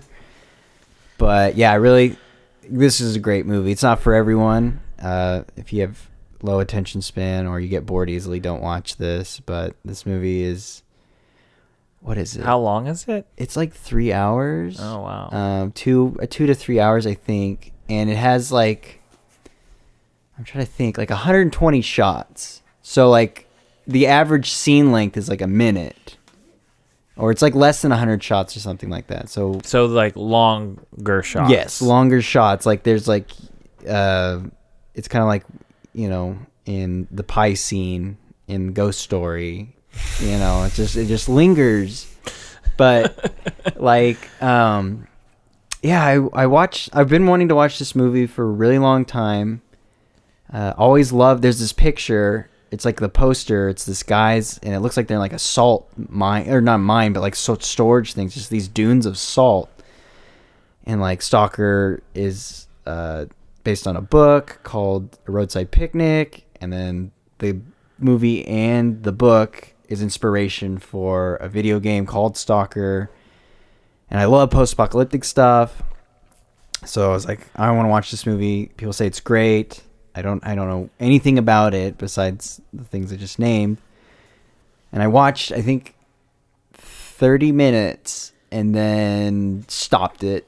Not because I didn't like it, but because the subtitles were out of sync. And then then I watched Chernobyl, actually, because I was like, I need some kind of radiation, like something similar to Stalker, because I wanted to watch it right now. And then I watched Chernobyl. After Chernobyl, I was like, okay, gotta go back to Stalker now. Went back to it, and yeah, loved it. It's a great movie. It's just so atmospheric. He just lingers in these shots, and he just holds. And the movie was nothing like I expected. I don't know really what I was expecting. Yeah. But it wasn't this movie, and I'm glad. I'm glad when I get what I don't expect, because if I already expected it, I think that's why you're having trouble on Tinder right now. Yeah, you know what you're expecting to get. And you're unsatisfied. Anyway, sorry, I don't want to derail you, but yeah, it's just, I don't know. It's a good movie. If you're into film, you should definitely watch it. This is Tarkovsky's, you know, heralded the greatest director of all time, or not the greatest, but one of the greats. And then yeah, this movie, it's kind of spiritual. It's atmospheric. I don't know. I just enjoyed it. And like I said, if you like, this isn't a movie Joey would. It's funny you said. I was just gonna say that. I was like, what would that rate on the Joey scale? I would always recommend a movie. Like, I would say, like, this is a great movie, Joey, but I wouldn't like. I don't think you'd like this. And he has surprised me because I've recommended things, and I'm just always hesitant to recommend him something because I just don't want him, because I just know his taste. Yeah, and just like I don't. What was one that you recommended that he liked? So he liked Blade Runner. Okay, I was gonna bring up Blade Runner too when he said atmospheric. And then I think I recommended Uncut Gems, and I think he liked that. We didn't see that together, right? Nope. Okay, I saw maybe that I'm with... mixing it with you. I don't know. I just remember I know I've recommended to him. I don't know if he saw it, but yeah, Blade Runner was a big surprise because, like, I don't know. I was just like, he's not gonna. I feel like he's just not gonna like movies. He says he hates movies, and this is a good movie, and I feel like, it's a casual viewing audience can watch it and enjoy it, but like, there's as an art, like, the reason why I thought he would love it, just like I was just like, hey, just look at the background and like just admire the scenery because so much work went into the miniatures and there's a lot of practicals, and like for me that's what I enjoy. Like, I enjoy movies for two different reasons. I like if it's a good story, I'm gonna enjoy it, but I also like enjoying the work that goes into it, knowing like the history and like all the trouble just all the hard work that went into this movie to make this. Like, even if it's not a great movie, once I know, this happened or this happened, I gain a greater appreciation. And then I don't think it's a better movie, but it still colors your perception. Exactly. Though, gives you more to appreciate. Yes, yeah. I appreciate it more. Yeah. And like, it's just like, they're trying this, or there's a reason for this, and then sometimes it does change my opinion, but yeah, Stalker, it's a great movie. Okay, I think I have to give that one a chance because I know you've been on that one for a while. I mean, that's why I wouldn't want to give Ghost Story again, because when I watched that, I wasn't big into slow movies. Okay, what we should do is we should watch that again because I know we've been talking about it, and then do a breakdown of it here. Okay. And that might help us. I mean, the more I've thought about it, that's another thing. Like, we watched it. The passage of reflecting on it. Yeah, like we watched it and we hated it watching it. Yes. We thought it was boring and slow, and then we started talking about the themes, and then I started thinking like, it actually succeeded in what it was doing, right? And now I got to look at it differently. But then again, I was just like, it's like it's so weird. Sometimes I watch a movie and I hate the experience of watching the movie, but I enjoy the afterthought that I've seen it. Yeah, like you're driving home from work and then just like some of those themes are subconsciously going through you, or it makes you think of other things. Yeah, I do appreciate that, and I kind of like do want to reflect more on movies because I think not only will that help us or just me in terms of like looking at different ways stories are broken down, or like what made a good shot, or like just a good scene good, I think that's really helpful, and then you can appreciate more things.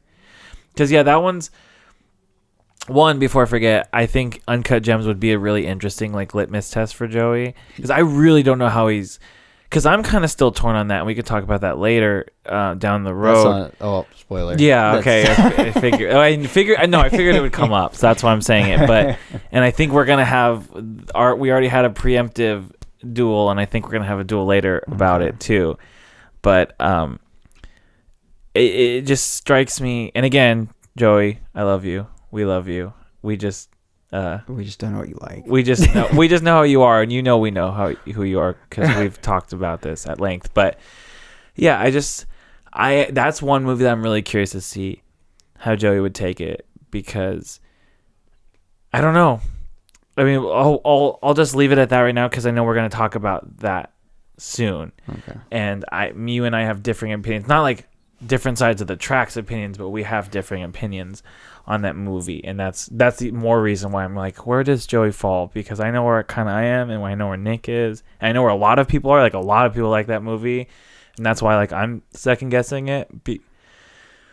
But anyway, you said you liked it. No, I did. But okay. It was kind of enjoyable for me. But then the weird thing was like the more like hung on me, like it was almost the opposite Ghost Story effect. Like the less I liked it, or like the more I was like, I don't really know like how I felt, or if it was that like great for me.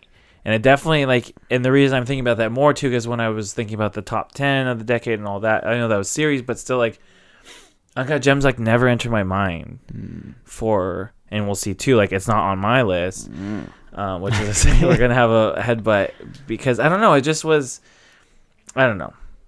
but we'll talk about that soon. So that was your number 3. Soon, My number 3 was season 2 of Barry, but more specifically, I got really specific for you for 3 and 2, but was that episode? Yeah, the season 2 episode 5, Lily and Ronnie, the fight scene episode. And I don't know, part of that maybe is because I loved it, and then I watched some stuff and read some stuff on it, like you were saying, and kind of got some extra hype for it and appreciated it more because of the things that I read about it. Like this was like this weird wild hair thing for Bill Hader, because Bill Hader stars in it. It was his idea basically, and then he teamed up with the writer Alec Berg, who was a writer on Curb Your Enthusiasm. Oh, okay. They basically stole him from Curb, and after Bill Hader pitched it to him, and so he stars in it. But this one was like everything, where he like, it was his idea. He wrote it all by himself, and even said like, we usually write things in the writer's room with me, Alec Berg, who's the head writer, and then the rest of the writing team. But this was one that Bill Hader just did all by himself. Just this episode, yeah. And because he had this like thing, I guess, that he just wanted to do it. And it spawned from someone he knew told him about that girl who plays Lily, the stunt double girl, or the stunt girl. Is that the girl he likes? No, the girl who like climbs up the tree and is fighting in the kitchen with him. Oh, okay. Like the little girl, Gotcha. yeah. Okay. Someone he was close with approached him and said like, hey, if you ever need people to do stunts, I got this great girl, yada yada. And he was like, oh, okay, yeah. And then I guess he started thinking about the idea more, and he reached out to him, and then he saw her, and he's like, oh, she's great. And then he wrote this thing and stuck it in. So that's why it's like a standalone thing, because it really is just like an extended fight scene for the entire episode. But it also, like, they made it work, obviously, because they're great, but it wasn't originally in the show, because there's this wild hair that Bill Hader had, and then pitched it, and I was like, oh, that's crazy. And then he wrote it, and they're like, okay, I guess we're going to do it. And so he, like, directed it, wrote it, started it, and he said like he was like gonna die after like that week of shooting, because he was just so drained of doing everything. But and it takes a lot to do stunts, man. Yeah, I mean, actually, as like there's a channel called Corridor Digital, and they do like VFX breakdowns and like stunt work, and they were showing, I think, like Asian stunt work, like a lot of Chinese movies, and just how much goes into it. They're like, compared to our action movies, which are not the greatest, they actually like plan their shots. Yeah. And they showed, like, I think one episode in particular, they're like showing a Chinese movie, and then they showed like an American movie. I think was it The Boys, I think. Anyways, The Boys TV show, and it seemed like they didn't plan the choreography, and they just like, or they didn't plan the shots. They did the choreography. Yeah. But they just shot it from multiple angles and kept doing it.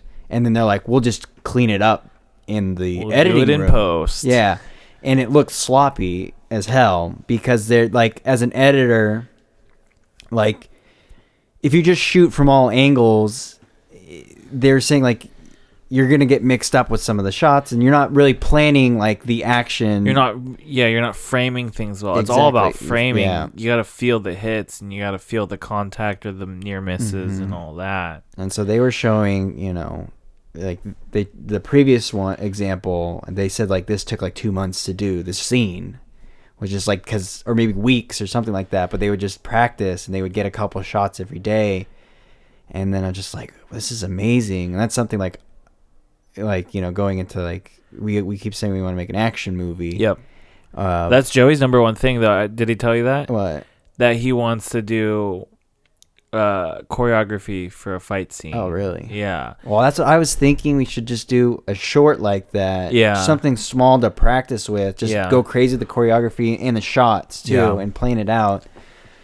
But yeah, it's just like, that's a lot of work. And a lot of the stunt people say like, yeah, like you're so sore. Like, well, yeah, you just do it a million times. Even if you do it perfect, they're like, okay, let's get that again. And one of the craziest thing is like, you'll see like crazy stunts where like people fall like off buildings. Yeah. And like they're not landing on pads. Like there's this shot where this girl kicks this guy, and they're like 3 stories up, and he falls. He's on a wire just in case, they need to stop him. But he is, every floor he's hitting, there's no pads. He just hits, and then he hits the ground. Dang. And I was just like, oh my God. And like their stunt director who was on the show says like, oh, what they usually do is when they're practicing, they put the pads. And so that way they're practicing with the pads, and then they get used to the like, okay, I got to land on this side or this side, that way they're not hurting themselves. And then once it's like, all right, cameras are rolling, pads are gone.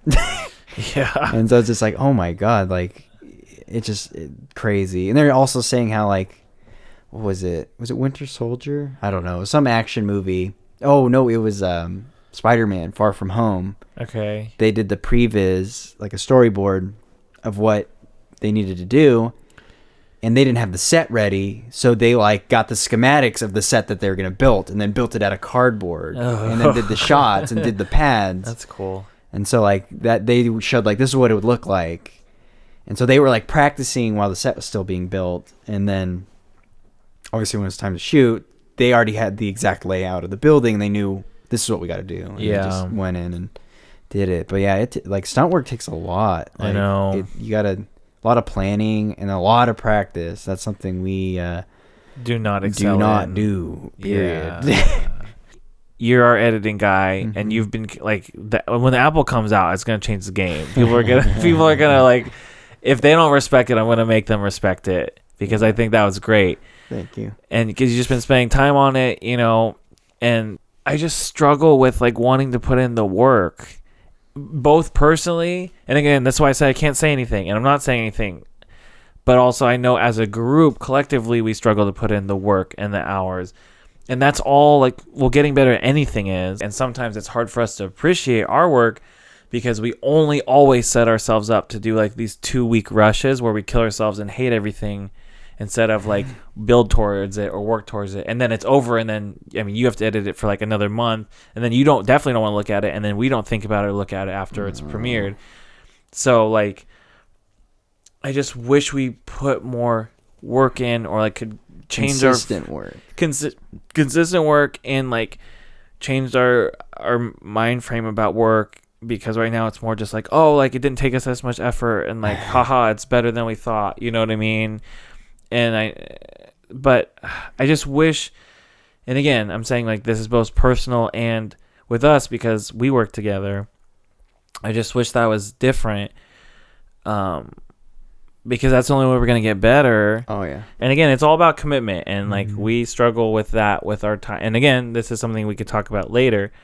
But like me and you were talking about, we like really highly value our time. And I think that's almost like, well, it is, at least from my perspective, for me, it almost is too much of like a crutch or like a vice, because then we are accidentally like overvaluing our time and then like squandering it at the same time. So, well, at least for me, it's like I feel more busy than I am. Like I am busy, but then I decide instead of doing what I need to be doing, I do nothing. Yes. Because it's like a double-edged sword. It's like I'm busy, I have all these things, but I also have all this time because this is the only thing I need to do. Yes. And so it's like I procrastinate, and then it's like oh my God, I have to do it last minute, and then I start stressing myself out. And then once it's done, it's like, oh, I need to take a break now. Yeah. And so it's just a repeating cycle, and that's how you just touched on that. That's the life cycle of our movies too. Yeah. It's like we rush, we exhaust ourselves. Yeah. And then we like actually don't talk to each other after it too. Yeah. It's weird. And then we kind of hate each other for a little bit. Yeah. And then we gotta wait for those those feelings to die down. Exactly. And then we're like, yeah, I kind of miss those guys. Yeah. And it's like, that was fun actually when we made that. And then we make another one, and then we're like, God, this fucking sucks. Yeah. Why am I here? Or it's the last day. It's Sunday. And we all hate each other. And we all hate each other. We're all like got less sleep. Yeah. I've had 2 hours of sleep for the past 4 days. And you still refuse to eat. Like, and then I won't take breaks. And you won't take breaks, and nobody's happy. And we always save the fucking hardest scene for last. or we do the scenes that we don't plan. Yeah, well, that's what I mean. The hardest in terms of it's not planned, or it like takes like a hard technical piece. Because we did the poker scene last, and we didn't understand what we were doing for that. Oh my god, dude! I was so worried about that. And then we did the blood scene, for what did you call it? For the lion. Something we've never done before. Oh yeah, we did the what are they called? Squeebies? The squibs. Yeah, we did the squibs. Yeah, we were up until 3 p.m. in a empty lot next to a house trying to film that shot. Police got called on us twice. Yeah, I was surprised I thought they were gonna come way sooner. Yeah, I thought the second time we were fucked. I was like, oh, no. I think it was the same people, wasn't it? I don't know. I want to say that I wasn't there for the second time. I think I went to get Carly food or something. Yeah. And then you came back. You're like, oh, police came again. I was like, oh, are we done? Like, do we have to leave? And you're like, no, they said we have to, like leave soon. I'm like, okay. But I think it was right when we were setting up the squibs. They showed up. Yeah. Yeah. It's just like Joey was just rigged. Yeah, and I was just like, fuck. But that was scary too. I don't know. Every time we have a gun. Yeah. Well, remember when we for tampon. Yeah, you had a gun. The cops came up. I instantly said, he's got a fake gun. Yeah. Like, and they were like, oh, you look exactly like this wanted person that we're looking for. I was like, great. Because I had my hair in braids that day. That's scary for me. And it's like, I don't know. It's like when we're doing we use a lot of guns in our films. What is it? The ISIS scene. Oh yeah, it's in the back. Yeah, I was afraid. Like I was like, because we were kind of in like quasi country. Well, no. When we were in Joey's backyard, I wasn't. But when we were like, let's go to the dikes and do it. I was like, oh yeah. I was like, let me play the terrorist because this looks sketchy as fuck. And like, I don't know. I didn't feel comfortable with like because I had an AK that we spray painted the tip black, and it looked more like and it's not a toy. And you had the boots and the whole thing. Yeah, the balaclava. Yeah, like, I look like a terrorist. Yeah, and we have cameras too.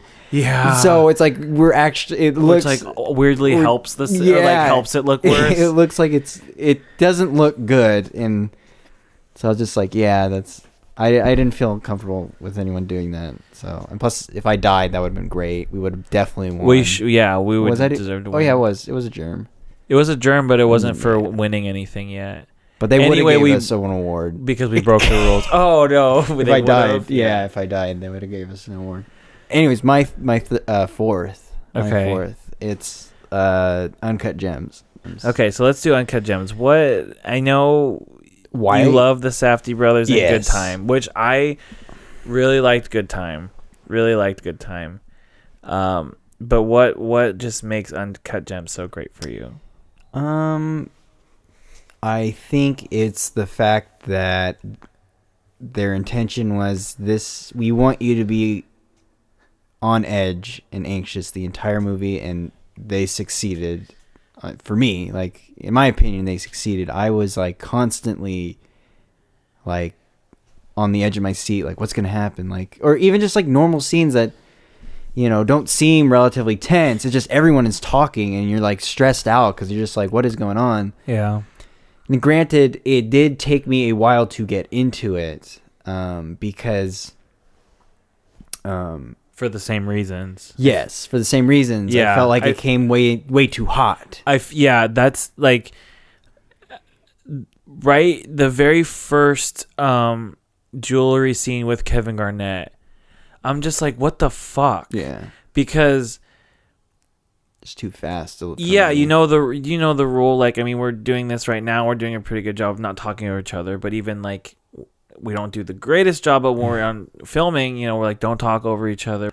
It was just so weird for me because it was clear that they were ad-libbing because they're constantly repeating the same thing. Like, what's his name? Domley? No. What's the guy who, like... Dom? No, it starts with a D, but... The actor's name or the character? The character's name. I don't know, but he's the guy who sells the watches, right? Yeah. And he literally just says, like... the same line over and over, and like Kevin Garnett does the same thing too.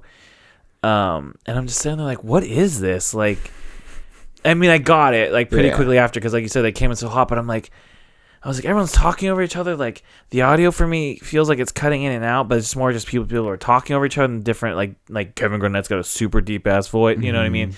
And so I'm just like, it just like is weird, and like I get they're trying to make it chaotic, but I'm like, people aren't even saying anything new anymore, and we're just still hanging in this corner, and like I'm like, what the fuck is this? It's the start of the movie too. Yeah, in a sense, like so you don't get a. Well, I mean, you have the diamond scene, right? The first, like they're in Africa, right? That's the beginning, and even it's not as chaotic, but there's chaos happening. The guy gets hurt, and then they decide what the miners to go in and steal the diamond. But yeah, even that is like that was fine, but then it's like then it switches, and then we have the universal gem scene. We're diving into the gem, you know what I mean? We're seeing like the cosmos, and it's very the music too. Oh, by the way, that's why it's one of my favorites. Actually, the music, love. The music was good. The guy, I forget his real name, but it's 10 Point Tricks or something like that. I don't know. He did the music for Good Time. I was gonna say, did they use him for Good Time? They did, but for this, he like put his real name instead of his stage name. Oh, which he's like, because he's like, I'm so proud of this work. I want my real name on it. Okay. But yeah, just like the soundtrack's great, and like we have that calming like music. Yeah, I thought it was pretty calming. And no, it was very meditative and kind of like. And then we cut, and then then we're just thrown into chaos. Yeah. And like. At first, when I first saw it, I had the same thing. I was like, this is. I was like, I didn't notice the repeating stuff because I was just trying to follow along. Yeah. And I was like cutting in and out of, like, my brain was just like, what is going on? Like, like in the sense I couldn't get in the rhythm of the movie. And so like I feel you on that. It was just like I think they instantly say they're kind of setting up the whole movie. Like movie's gonna be chaos, But and multiple people are going to be coming at him. Yeah. And so, but I just think once you get past that hump and you get in the rhythm, like, this is how the movie is. For me, I was then, like, sucked in. I'm pretty sure I got, like, I think the first 20 minutes, it was like, like, I was out of it, but then I got sucked in. I think it's just because, like, of me and how certain things I like or certain things that I don't like, and not even saying in films, just like in general. I think for all the reasons that like you're saying it's a good movie, and the reason it's lauded as like a good movie is why like I just had issues with it. So that's why I'm like, it probably is really great. It's just no matter what, just given what it is and what's going for, I'm not gonna like it because the whole like constantly tense thing. I didn't really like. I get it, yeah, and like I know that there are tense moments, and like it's just constantly in this chaotic, like little underworld, slice of a little underworld. But like all that bothered me, and I think Adam Sandler does a great job in like who they paint as like this character. He's doing it really true, but like I'm saying, I think I'm just gonna hate this concept all the time, and that's why I have an issue with it. So that's why I'm like I don't want to say too much bad about it, but I was like, this is just annoying to me instead of like, you know what I mean? Like this is just too schemy. This guy has all these chances, and I think it's just because I'm just too pragmatic, and I would never like keep doubling down on all my fuck ups. But I'm like, this guy just keeps turning into other corners, and then when he has a little good streak or something go well for him, then he just wants to double down instead of just pay some people off. And of course, that's what drives the whole story, and that's who his character is, so it's very true. But that part was just bothering me, and then slowly, like, after he, like, passes up the chance to get good with somebody, then I was just, it slowly slipped from, like, oh, this is just tense chaos, to, like, this is just annoying to me. And I'm just going to watch this guy just noodle around and self-implode for a while. Though, I will say, they did the girlfriend moving out scene really well. Like, that was one of my favorite parts of the movie, and that stands out. You know what I mean? That's the clear bait and switch. Like, you're going to see her dead. Oh, I thought she was going to steal something. Oh, yeah. Well, like, yeah, it's clear. It's very clear. And they, like, the music choice they chose for that was really good. Like, even the lyrics are just very, like, I'm going to get revenge on you from a girl singer. it's great. Like, he gets in there and super loud, and I felt everyone in the theater tense up. And I'm watching with my mom and my sister, and I caught my mom like kind of trying to hide her eyes, like kind of like act like she's gonna take a drink of water or something, just so she could kind of get out of that scene, because everyone just knew something's happening here. Yeah, the music's playing loud. There's something. And then he turns down, and he walks to the room, and he's like, nope. Like, yeah, you either gonna find out. I think like for she me, took the diamond or yeah, for me, opal, I was right? like opal. For me, I was like, you're probably just gonna see her dead in there, and that was like their warning, like, get good with us, pay us our money, or you're gonna find out that she just stole a bunch of shit and like just fucked him over. And that's what I thought the whole movie was, actually. I like misread. I think I saw the one trailer and misread things, because I think I told you, I was like, yeah, go see Uncut Gems. Like, it sounds like he like wins a lot of money, or I said something like he owns a jewelry store, and I think he says his girlfriend fucks him.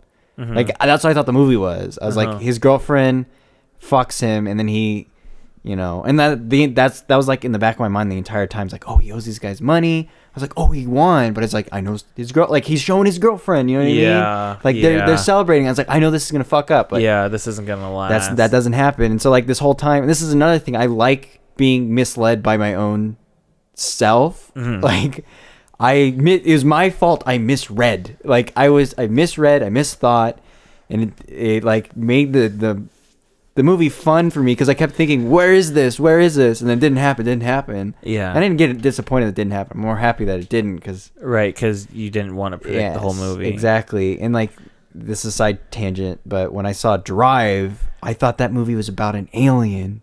What? Yeah, have you seen Drive? Yes. Okay, so I'm trying to understand what you just said. I know it doesn't make sense, because I'm telling you. Okay, so it was like 2013 or something. I think it came out 2011, but I saw the movie later. Okay. I was on Reddit, and someone said, like, this shot in Drive was like my favorite or something, and says spoiler, and I clicked it, and it's this scene with him with the mask, and he's looking through the pizza, or the Italian, it's a pizza shop, right? Or Italian restaurant? Italian or pizza? It's what's his face's shop, Dino's shop. Yeah, it's like an Italian restaurant. Yeah, I clicked it, and I saw it for like maybe 5 seconds, and I clicked it off, because I was like, no, I want to see this movie. Like, this is a spoiler. And so I didn't like analyze the picture. And from that, you got an alien? Because the way it's lit, it's like, I think blue light shining, and it's like in a face, and the face doesn't look like human. Oval. Yeah, so I thought like he's in like a pod, and like he's like an alien in a pod.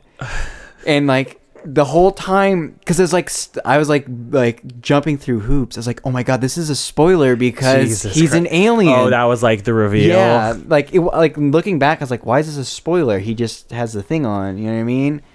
So that's why I thought, like, he had a spoiler tag. I was like, oh my god, he's an alien. That is a spoiler. And so like I was like, I already, like, Dave was like, you want to watch Drive? I was like, yeah, but I already saw a spoiler. Yeah, and I didn't tell him he's like what alien, it was. bro, sorry. I didn't tell him what it was.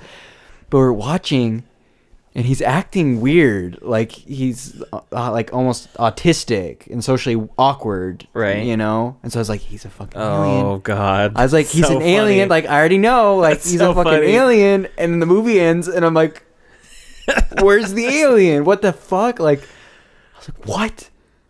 I was like, he's not an alien. Like, the entire movie, I thought he was an alien.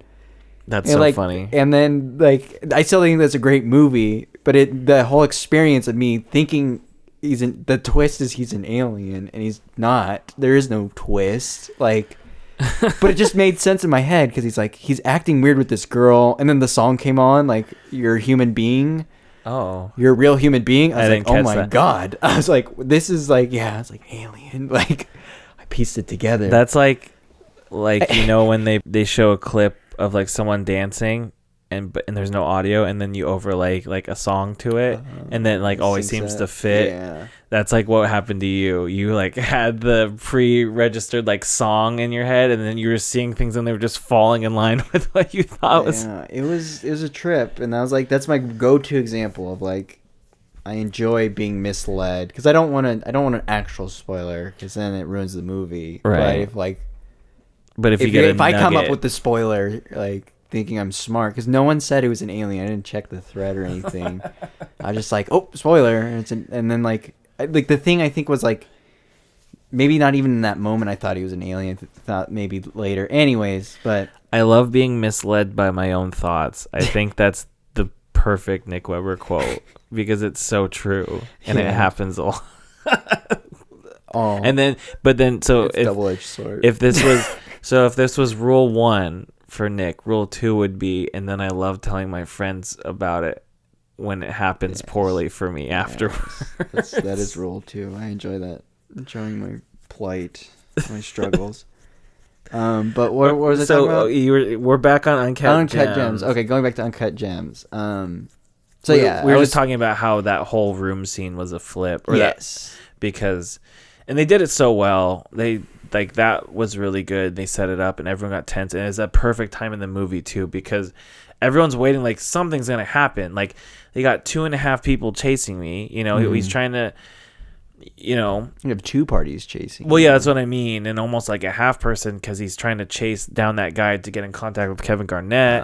You know, you know what I mean. Like, so there's that whole thing. There's just so like, yeah. Then he's got that was a trip too, which got subtly revealed where it was his brother-in-law who he owed money to. So yeah, he's got that guy coming after him with people toting guns, and then he's like trying to get the opal back from Kevin Garnett, and then Kevin Garnett's kind of getting on him because he wants the opal. And see, like for me that was like perfect chaos because it's like you show the goons, you know what I mean, they're after him, and then it's like he shows this opal and it's like that's his ticket out of, you know what I mean, and then it's just like Kevin Garnett doesn't give it back, and I'm just like, give him the fucking thing, like why'd you give him the, you know what I mean? Yeah, I know. And then he does get it back eventually, and then again then he just keeps fucking up himself. They do play with you as the audience's emotions really well, which I liked. That was the same thing. Like you felt so bad for the old uncle when he like had him bid for. And he's like, I told you this is gonna fucking happen, and Adam Sandler's like, I got you, like, oh, don't worry, like, I'll give you the money back. And then he sells it to Kevin Garnett for a little bit less than what he originally Kevin Garnett quoted him for, and then he still doesn't have the money to cover his freaking uncle. Yeah, because I think he said 200,000. Yeah, and then they went up to the bid what Kevin Garnett was gonna bid. But I think Kevin Garnett like bought it for $175,000. Oh, really? I thought so. Oh, maybe that's because that was like his original pitch in the shop. And he's like, "No, this is worth so much more." And then after it sold, he went out of the auction and grabbed him and like tried to get it back for that same price. Yeah. And then I think he even went a little bit under because he was just like, "You made me go through this whole monkey show when I could have just, you know." Trying to remember. For some reason I thought it was the exact price, like the last bid, but it would make sense if he didn't go for that price. But then it doesn't get fucked because obviously whatever money he gets from the auction he's giving back to the uncle, but he doesn't get 100% because the auction takes a cut. And then he also promised him what, 10 or 30% too. Yeah, he's just saying stuff. I think a movie does a good job when you have a scumbag character and you know they're scum but you're still rooting for them. It's true. Like Breaking Bad. Yep. And like Uncut Gems, like Adam Sandler. That was a good Freudian slip there. Adam Sandler is, I mean, he's not an awful human being, but he cheats on his wife and he's got a gambling addiction. And yeah, I mean, he's just the quintessential, like, Jew. In the moment. Actually, there's a theory that Hollywood hates the Safdie brothers because I don't know about Good Time, but with Uncut Gems, they were portraying Jews in a negative light. Yeah. And so that could be it. But they're Jewish too. So are they? They're Jewish, yeah. The ending also threw me for a loop. I wasn't expecting it. It was a good movie and I loved it. I thought it's not. Do you feel like it's something you can watch again though? Yeah, I would think I'd have to wait a while to watch it because it's one of those movies that I actually, it's interesting to watch it again because it probably might not have the same effect. Yeah, that's what I mean. Like, I feel like it really is, even for as good as it could be, I really feel like it's a one and doneer. Like, you have to go years to even try and watch again. Like, you have to forget parts of it. I don't know about that. I don't, because like Good Time, I saw Good Time's different though, because I would argue Good Time is rewatchable, and I watched it like 3 times in like a week because I was like forced Mamie to watch it, and like I watched it by myself, and I was like, oh, that was good. Nick was right. And then like a week later, I was in Oregon, and I told my sister to rent it, and me, her, and Kevin watched it, and they liked it. And then I think like I watched it with somebody else, or at least it was like heavily pitching to someone to watch it, and so either I was watching it or I was like rethinking about the scenes because they were watching it and texting it to me.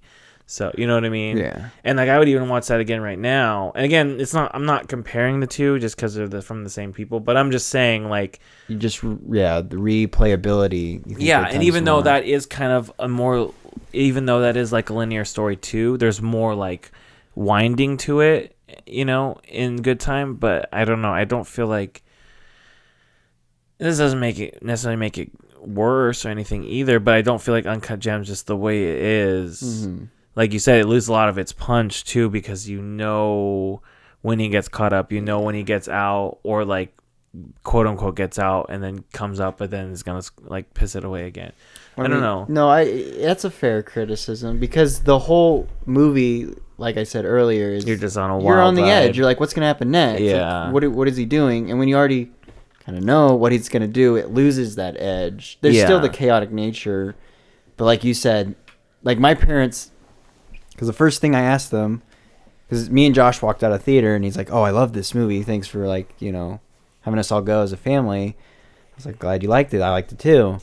Parents come out and I asked them, what'd you guys think? And the first word Ron said was annoying. Yeah, me and Angie. And I don't expect your mom to like that movie though. Well, at all. She liked it, but she said she doesn't. She said she's almost had like a panic attack. Okay. And she has anxiety, so that's why she didn't like it. And yeah, I think my dad didn't like it. He's like, it was all right. I think the funniest thing was like me and Josh walked out. We were like, yeah, we love it. And literally right behind us is 3 people guys come out. Man, that movie sucked. It's like, yeah, we thought it was gonna be good. It had Adam Sandler, Kevin Garnett, The Weeknd. I don't know why those two out. I know. I was like, what? Like, Kevin Garnett because they're popular. You know what I mean? That was it. They were like, oh, there's some, you know, celebrities. It's got to be good. Yeah, I will say, and this is not even close to your drive as an alien thing. But I didn't think Kevin Garnett played himself in that movie. Like, I knew he was in the movie, and I knew they were going around, and him and Adam Sandler were, like, going on talk shows and stuff, and I knew they were in the movie. But I thought he was just being an actor, and I was kind of excited to see him as an actor, because I wanted to see, like, how he'd do, and, he's tall, very dark, and has a deep voice. I was like, oh, he could play, like, a great kind of, like, I don't know, like, spooky evil guy character. So I was kind of excited to see him play a character, and then I was kind of bummed when I was like, oh, he's just playing Kevin Garnett himself like 10 years ago. Because I didn't know who Kevin Garnett was, but I think that's what was like the headline. Kevin Garnett and The Weeknd. And I was like, The Weeknd? I was like, what? Like, that's what is he doing? Yeah, and then he plays himself, but he plays like an even scummier version of himself.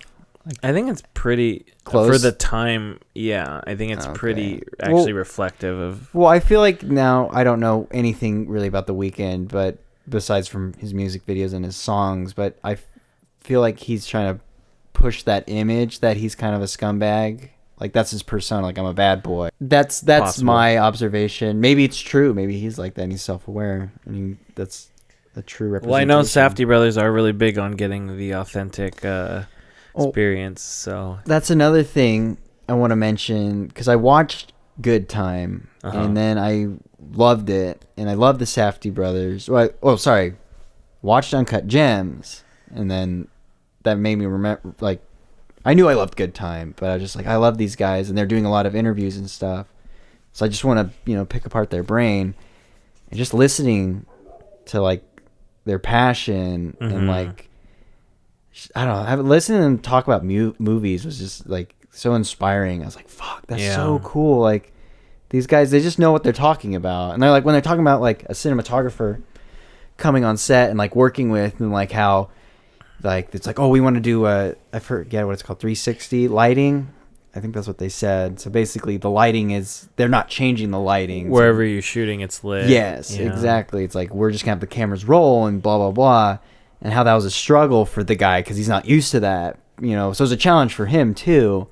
And like how like they, you know, he would push for one idea and then they would like it, or they would say like, hey, let's do this, and he'd be like, oh, okay. And like, he's kind of hesitant on it, but then he ends up doing it and they all love it, you know. Same thing, they're shooting on long lenses, and which basically means, I think they're saying 400 millimeters, which is really zoomed up. Basically, it's like you got to shoot far away for close-ups, or they're for close-up shots, but they had to track, like move. They're doing moving shots. Like they love long lenses, but they have like people moving in their shots. And they're talking about using this technology, forget what it's called, but it's like a focuser. And I was like, oh, that's cool. I want to check it out. What this piece of equipment is, because it sounds interesting. It's like $10,000. Nice. And it's like, but it's cool because it like shoots, I think it shoots infrared. And basically, what is it? On the monitor, I forget what it's doing. But it was really cool. It just shows you like focusing on the monitor, and you can do some cool stuff with it. But yeah, it's $10,000, so that's out of our budget. But which is crazy. There's people who focus pull without even looking at the monitor.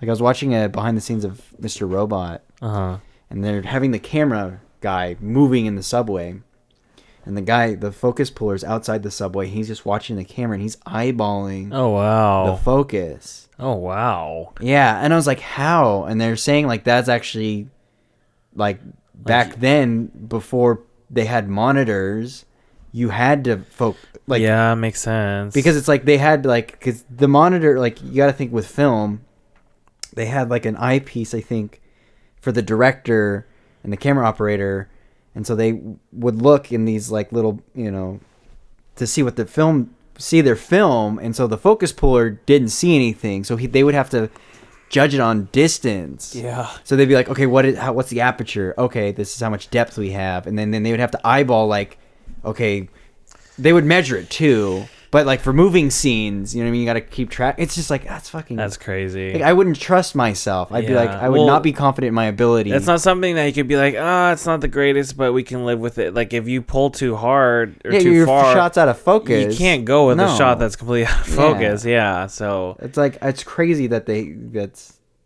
even for a blip, like, you know, like when we're shooting like a quick scene and I was pulling a little bit, even when you're just trying to crank it and you go over and then under, like that quick blip where it's like it's fuzzy and then you pull tight, you're like, oh, that looks weird. Yeah. So you can't do that. So that's just crazy that I was like, I mean, thank God we have technology, because that's something that I feel like we weren't. It's impressive, but I feel like there's too much room for error.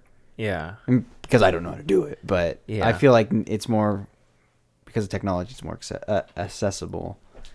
You don't need to have those keen eyes. I have shit eyes, dude. I have good eyes, but it'd still be really hard for me. That would be, and it would just take a lot of time to get.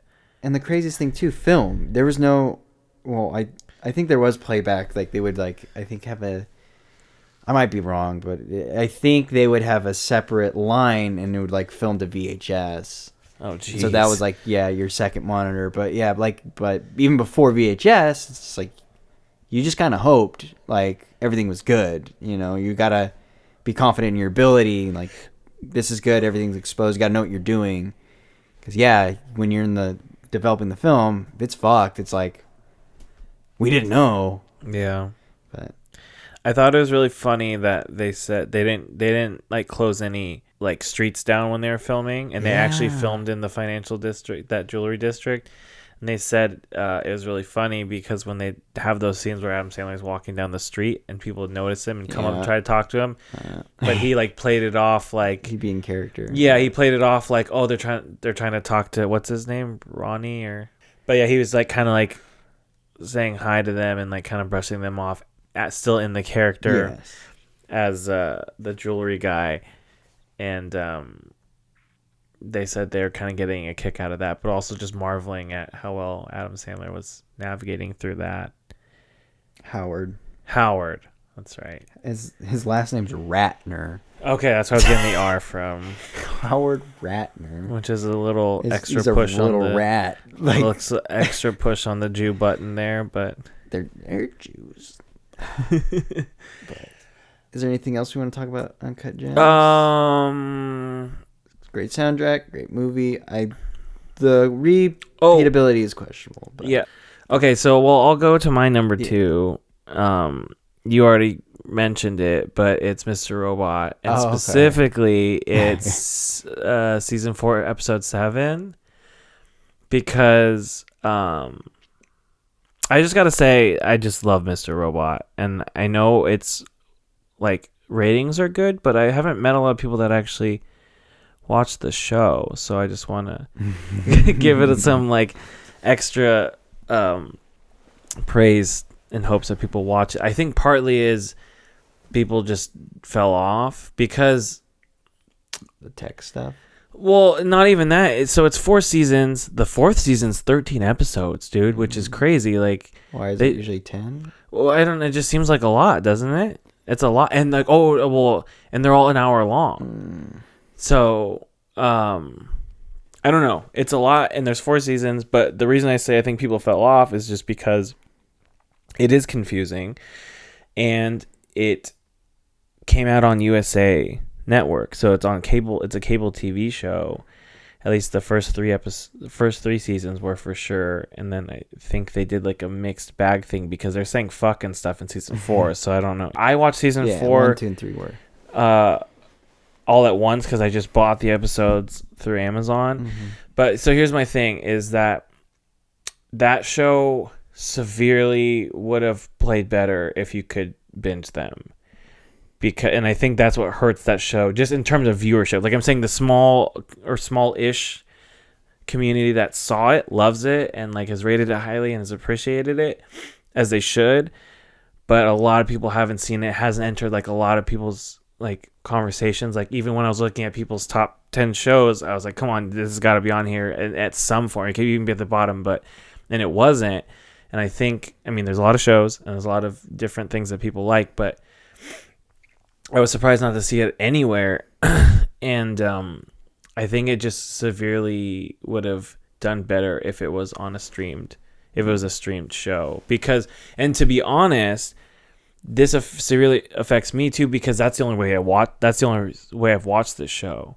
So season 1 came out and I was like a little late to the game, but there was like a streaming site that I used to watch them all for free, because again, it was on USA and they had already premiered, and it didn't have cable at the time, so I watched them all, and like I just like blitzed through the first season, and then I watched the second season when it came out.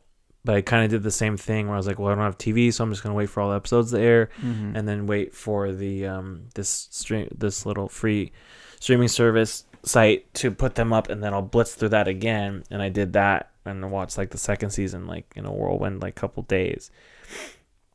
And then the same thing, like this one, season 4, ironically, I was going to actually make a point to watch it like every day when it came out, because I'm like, I'll go to somebody's house and watch it on TV or something.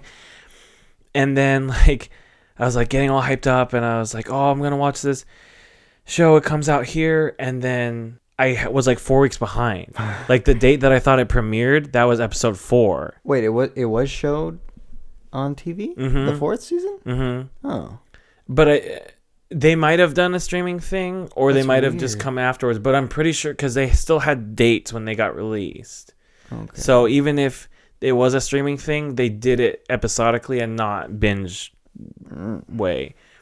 So yeah, I was like, okay, like I think October like 28th is the first episode. And then like I go to watch it on my TV, and I was like, what do you mean this is episode 4?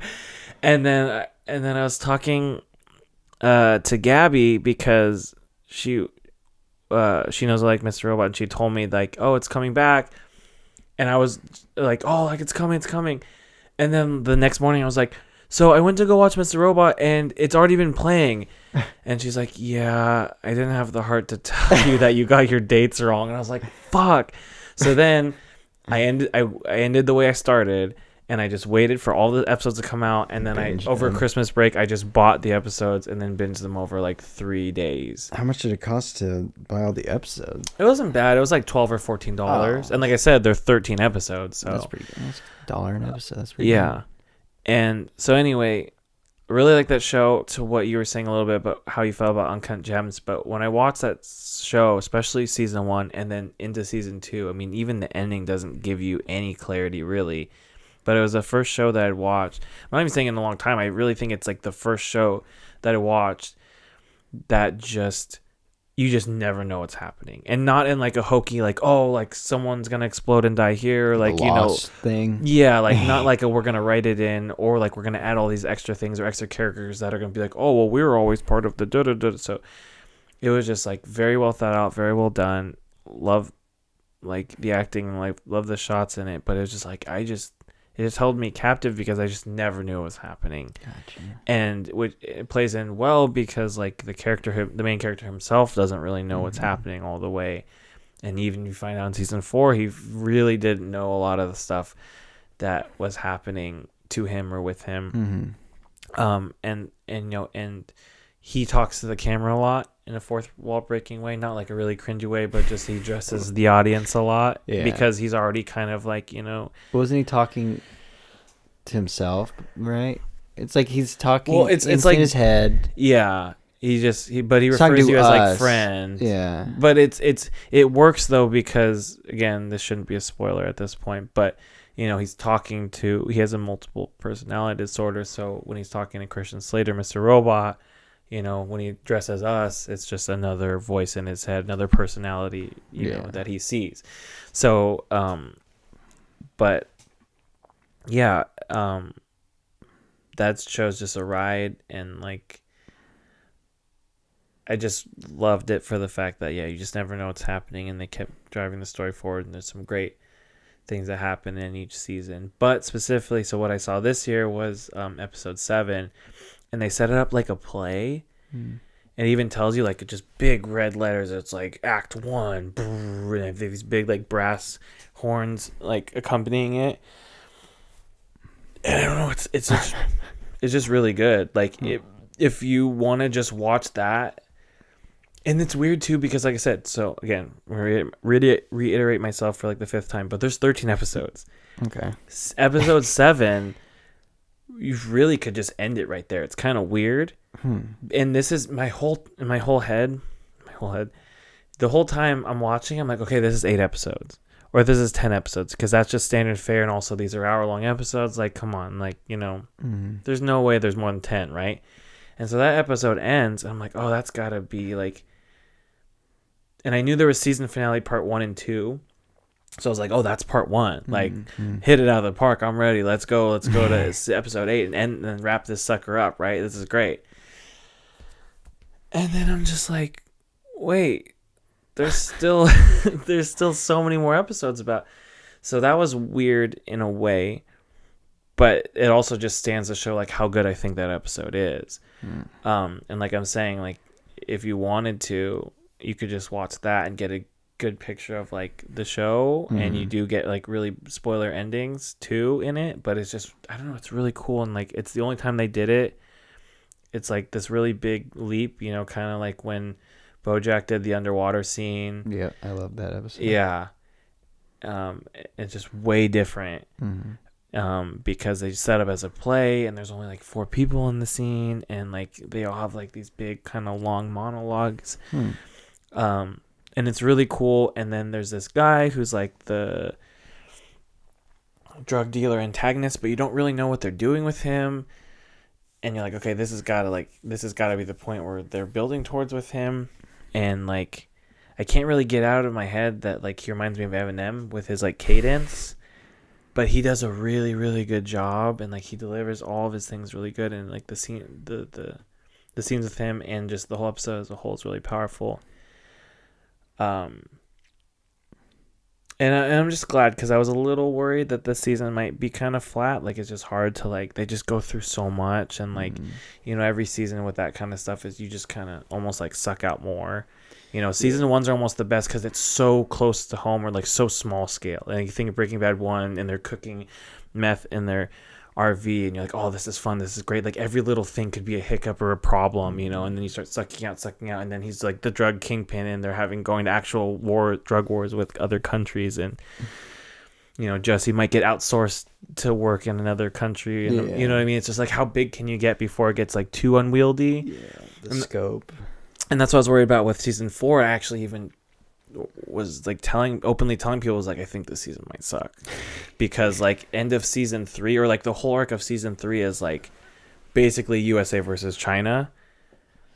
Well, you didn't get the season 3 yet? No, but you know see what I'm that, talking about because I think I'm 2 episodes away because it's either 2018 or 19 when we started. I think it's 2018 when we watched it, but me and Josh watched up to season 2 in like episode 7 or 8. We had like 2 episodes left, and I liked it. We just stopped, like, and then just. You should push through at some point. Like, you can needle your way through like every now and then watch an episode.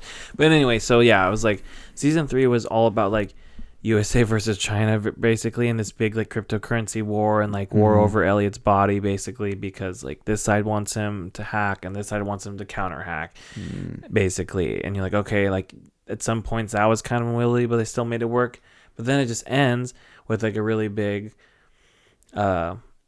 twist. Not a twist, but a very big like shout out to Fight Club. And then you're like, okay, what is, like, season 4 is just gonna be a mess because how much bigger can you get, I mean, you still have the main protagonist or antagonist, China and White Rose, but you're just like, what? This is scary. Like, I was like, I love this show. I don't want the whole last season to be ass.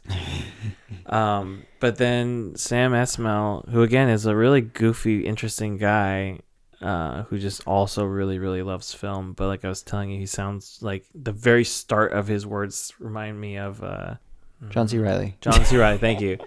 The very start of his, like, the pickup of his first like words of a sentence sound like John C. Reilly, and that makes me laugh. But he framed the whole season, or at least the start of the bulk of the season, as like a Christmas you told season me that. because he said like all like British TV, they always do the series finale as like a holiday Christmas episode.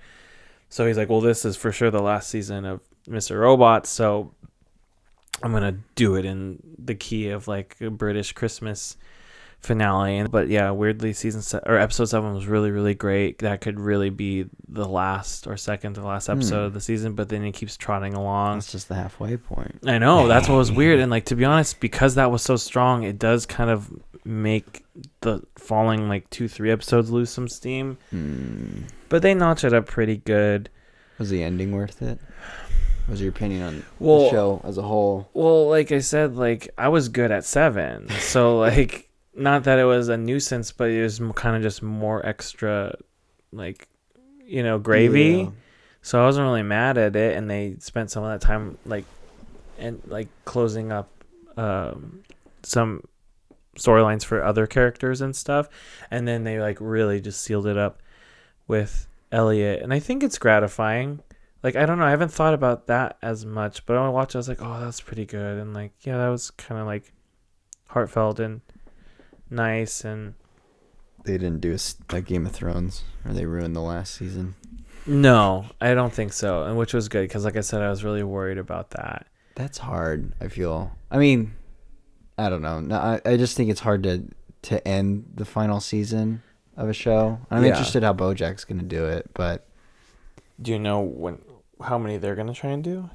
I think there's 8 this half season, so 16. But I mean, like, have they said that this is the last? This is the last. This is the last season? Netflix canceled them. Oh. So they told them ahead of time, because I think the creator said, like, hey, like, just let us, I think he said, let us know when, you're going to cancel our show so we have time to prepare so we can end this, the show right. Mm-hmm. And then, like, yeah, I think last whenever before they started starting the next season, they told him like, hey, this is the heads up that this is your last season. Dang. And so he was like, he wanted to, I guess he said he wanted to just keep going. Yeah. But I feel like, I mean, I don't know what they had planned, but I honestly feel like this might be for the best. Because I don't like when shows just keep going and going and going and going and going and going. Because, like, I was starting to feel that with BoJack. Like, he is just a fuck up. You know what I mean? Like, and it's like, where's his... Like, he feels like he progresses, but then he takes 2 steps back again. Yeah. You know, that's the whole struggle with his character. But it's like, if you just keep going and going and going and going, it's... How many times are you going to go to that well? Exactly. And then your show... Not that it's impossible. I just feel like a lot of people fuck up, and either they stick with their characters. Well, it becomes like a parody of itself almost. Well, there's that. Yes, yeah, where it's like it's called Flanderizing because of The Simpsons, where it's like Flanders is just they've tweaked they've heightened his character to just having these traits. Mm-hmm. But the same thing. It's either you do that where it's like the character is just this, and you just heighten those few traits that made his character what he is, and then you over exaggerate those characteristics, right? And then this one's I think more interesting but hard to do. You completely change the character, and they're no longer, because then they're growing. You know what I mean? They're completely different. But it's just, for me, this is my personal opinion. I just don't like things going on forever and ever and ever and ever and ever and ever and ever and ever and ever and ever and ever and ever, because then it just feels like you're artificially creating. Well, I mean, that's, I guess, the art of storytelling. You are artificially creating stories, but it just feels fake and artificial for me. That's how I felt with Mad Men. I just got so tired of that. I was like, this dude's never going to get over it. It's like, you can keep giving us backstory to feel sorry for him, but at the end of the day, it's like he's gotten to the height of all heights in terms of like success, money, women. You know, it's like, I don't care anymore if he's just gonna keep getting sad and drunk and like cheating on his multiple wives. Mad Men was so fun too. Like, if they just capped it, if they just capped it at like season 3, maybe even season 4, like, it would be great. And I know people still love it, but it's like, oh my god, those last couple seasons were like running through mud for me. And I watched it because I wanted to end it. And I can't even think of how it ends. The whole front half of that last season, I was just like, ugh, I'm just over this. I don't care anymore. And I was just like trying to like push myself through it. And I remember I watched the last episode and I was like, that was it. And I like slammed my laptop and I was just like, I was like, that was super not worth it. And oh, that sucks. I don't think I was going to watch it, but it was one of those shows I thought about watching. Watch like the first 2 seasons. There's 4 seasons? I want to say there's like 6. Oh. Like, they just got egregious with it because it's a fun... Oh, well, I just saw Mad Men season 7. There's like, it's just a fun period piece, and it is kind of cool. There's 7 seasons, so Jesus Christ. Yeah. See, that's daunting right there. But I guess if it's worth it. And there was 14 episodes in the last season. Huh. And that's why you should end your show on a high note. I don't know. I feel like as long as you're given an opportunity to end your show, I would rather be wanting more with a satisfying ending, definitely, than to be tired of the show and feel like I just want this to end. You know what I mean? And then also not get a satisfying ending, because it's like, if I want just this to end and then it's not satisfying, then that's the worst experience ever. Or, you know, the worst is a great show gets canceled without any resolution. Yeah. And then you're like, this sucks. But yeah, I say it's okay to end shows as long as they're ended properly. Yeah. But usually it's the opposite. I mean, it's so hard. There's so much, like, you're never going to say no if your show's a hit, which is why I was like, they'll never do a spin-off with Saul Goodman, because I just thought, like, Vince Gilligan would just want to protect that and be so true to the story.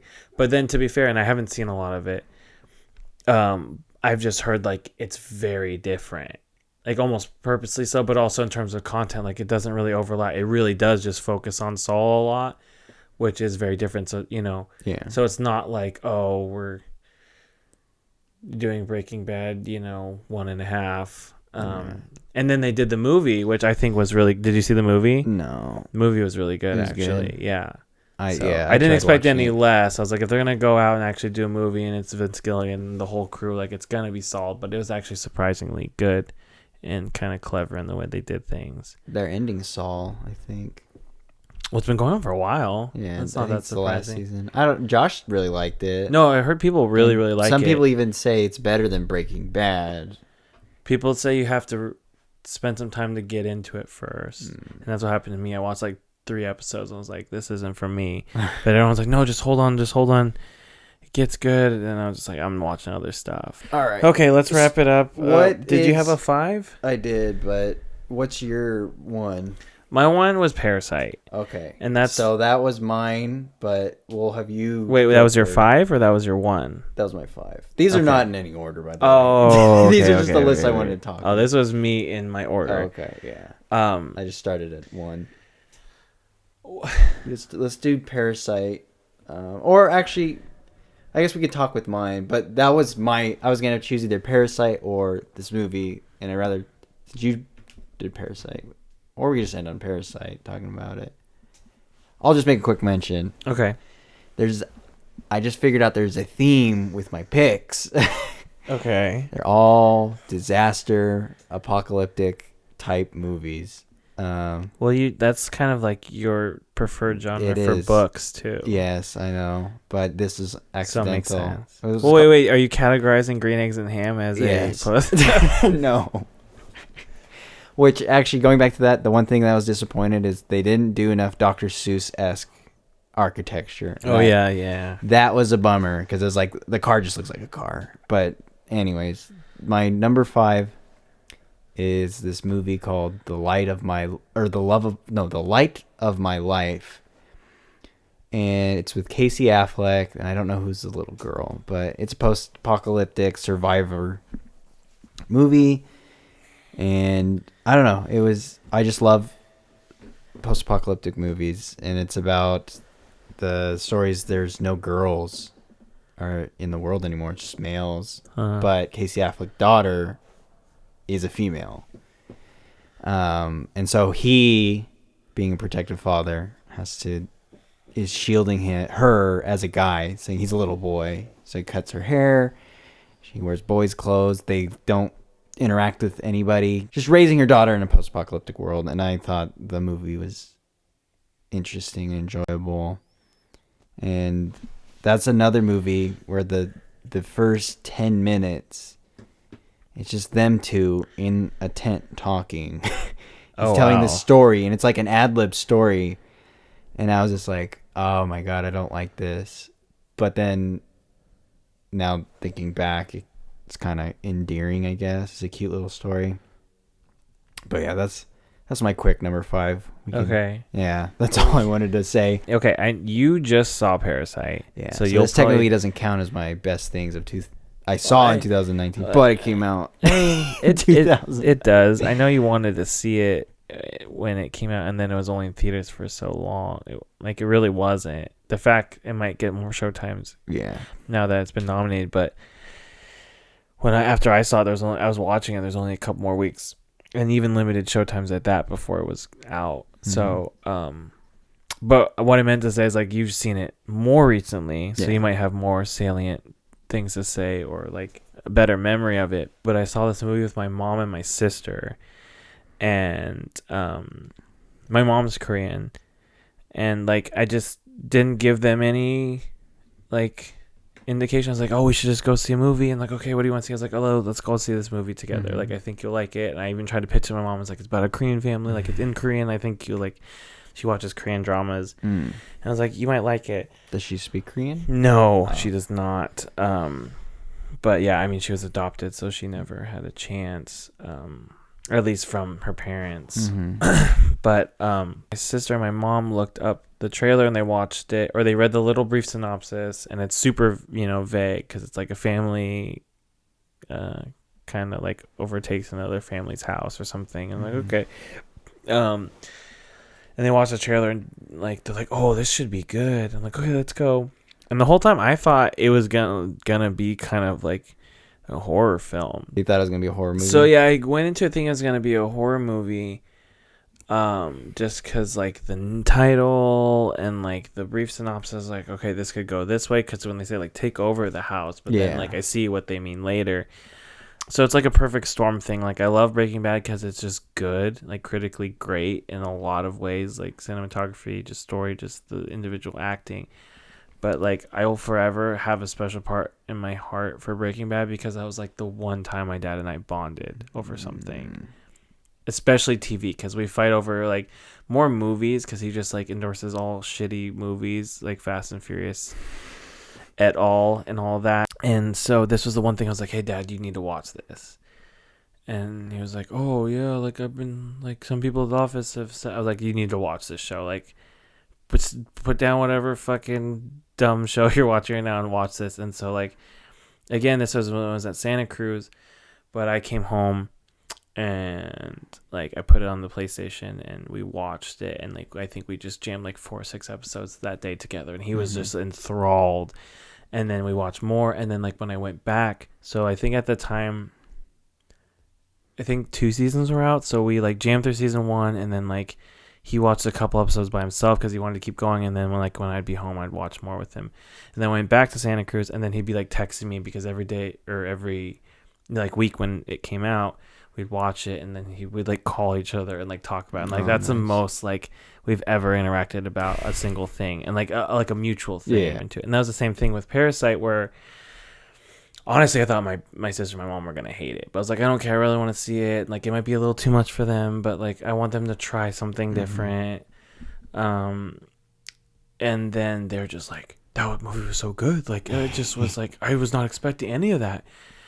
And so that was a cool bonding moment too, that like we all have Parasite, and then now it's like cool too because like we just like genuinely liked it, and now like it's getting Oscar noms, so then they're like, oh, like we saw that, and like like, oh, I hope it wins, and like it deserves it, and you feel validated in that way too, like that's what I hope my parents said coming out of Uncut Gems. It's like just hoping they'd like it. It was all right. It's annoying.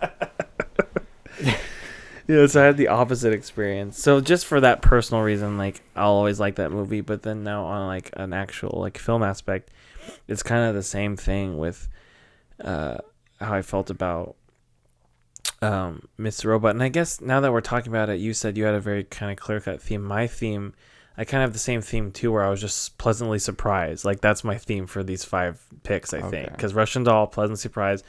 But The Righteous Gemstones was like, I'm not that surprised because I love that he made it. Oh, Eastbound Down guy. Yeah.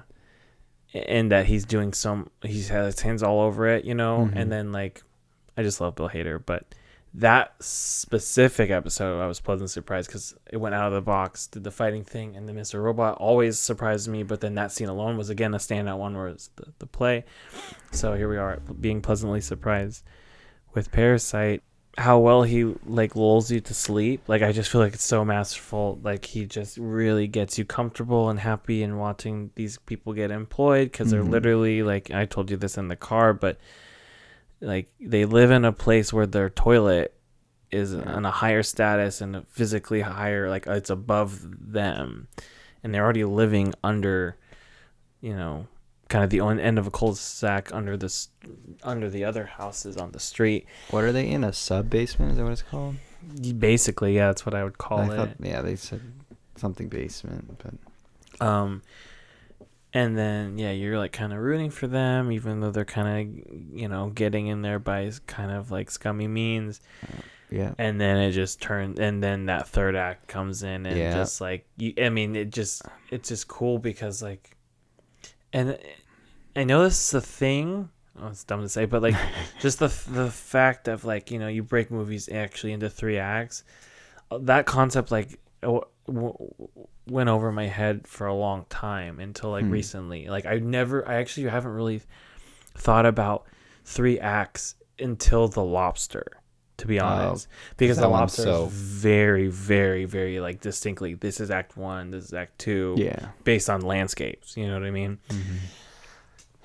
And so same thing, like this, like the whole thing shakes up, and I just love, like, you just clearly feel it, you know. It's just dark, and now they're in the house while like the other family's away, so that's different. And then it's just raining, and then the lady comes back, and you're like, oh, I don't know what this is gonna happen. I have an idea, but I'm probably wrong, but I know it's like getting shaken up. Yeah. And then from there, it's just a ride, and I love that, and I really enjoyed the scene with the dad when he's practicing his monologue for the tuberculosis thing. Yeah, they're going over the lines. And the hot sauce too. Yeah. And how those link together. What do you think? Like, I saw a lot of people saying like that should win an award for editing. You editing a lot of stuff. What did you think about that? That's interesting.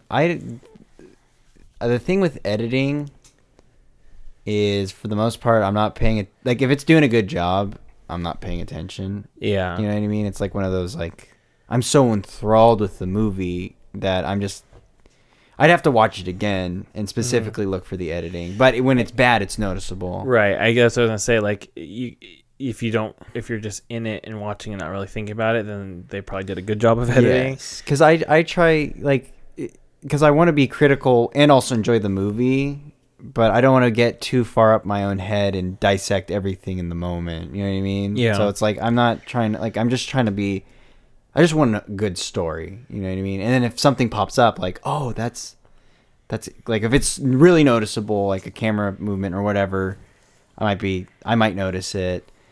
But yeah, it's usually the bad shit. We're just like, oh, that's bad. Like, Marriage Story, but yeah, like, good movie. I guess, and this goes back to the whole like campaigning thing, but I guess the story came out that Bong Joon-ho originally just wanted to play that straight. What, the blood? Or no, whole like scene? the practice scene with the dad, and then have it like happen after it. You know what I mean? Oh, but they cut it But together. then the editor was like, oh, we're going to save time and space and not double up on the words, and also just like make this cool parallel back and forth. And then he spliced it that way. And that's when everyone's like, well, you fucking should get the award for editing, because that's like so well done. After hearing that. Yeah. Because I just was watching, I was like, oh, this is just really well, like this, I really thought like this is how they originally envisioned it to go, because it just makes so much sense, which again is a credit to the editing, I guess. But I was like, yeah, this just makes sense. This is just really good. And it reminds me a lot of the commode story from Quentin Tarantino's Reservoir Dogs, like one of my favorite scenes too. What? I don't remember that. It's when Tim Roth's character is this is like the backstory part of when he's like going undercover. Oh. And he's practicing with that other cop about like, oh, I sold these drugs to kind of like, you know, get in with Someone who's at the urinal. Yeah. And then the cops show up and he's got like weed on him, and then the dogs are barking, and so it reminded me a lot of that. I mean, it's basically the same thing, because it's interspersed with like, oh, I'm practicing my lines and then actually telling or doing them in the story, kind of in a flashback. Now that you say that, like, you said that they were going to do that, practice, and then show it, I feel like that would have been a bad decision, because it's redundant. Yeah. It's better to just show, like, the way they did it was great. The build-up, you know what I mean? It's just like... Well, it's just economy of the words, because, yeah, you lose punch when you're, like, show them practicing it, and then you say, like, okay, yeah, but how many times are you going to flicker back in? Or, you know what I mean? So... Yeah, no, it was smart that they did it that way, and it just seems to make the most sense. And it worked well, because that was one of the more memorable scenes of the movie for me. I was like, oh, I'm loving this. I'm laughing at all the lines when the son like cuts in. It's like, no, say it like this. And it's like, oh, okay. And then he says it, and then they cut to him saying it in the car for real. Yeah, that's good. Yeah. But anyways, Parasite. Was there a couple scenes you thought were unrealistic? Like... I think the biggest one was when they get the family's coming home and they have to clean up super quick and they just dump like she's just it looks like she's just dumping everything on the floor in the kitchen. At first I thought she was scooping it in the drawers. You know what I'm talking about? And then they throw everything under the sofa thing. The sofa, which is fine because I thought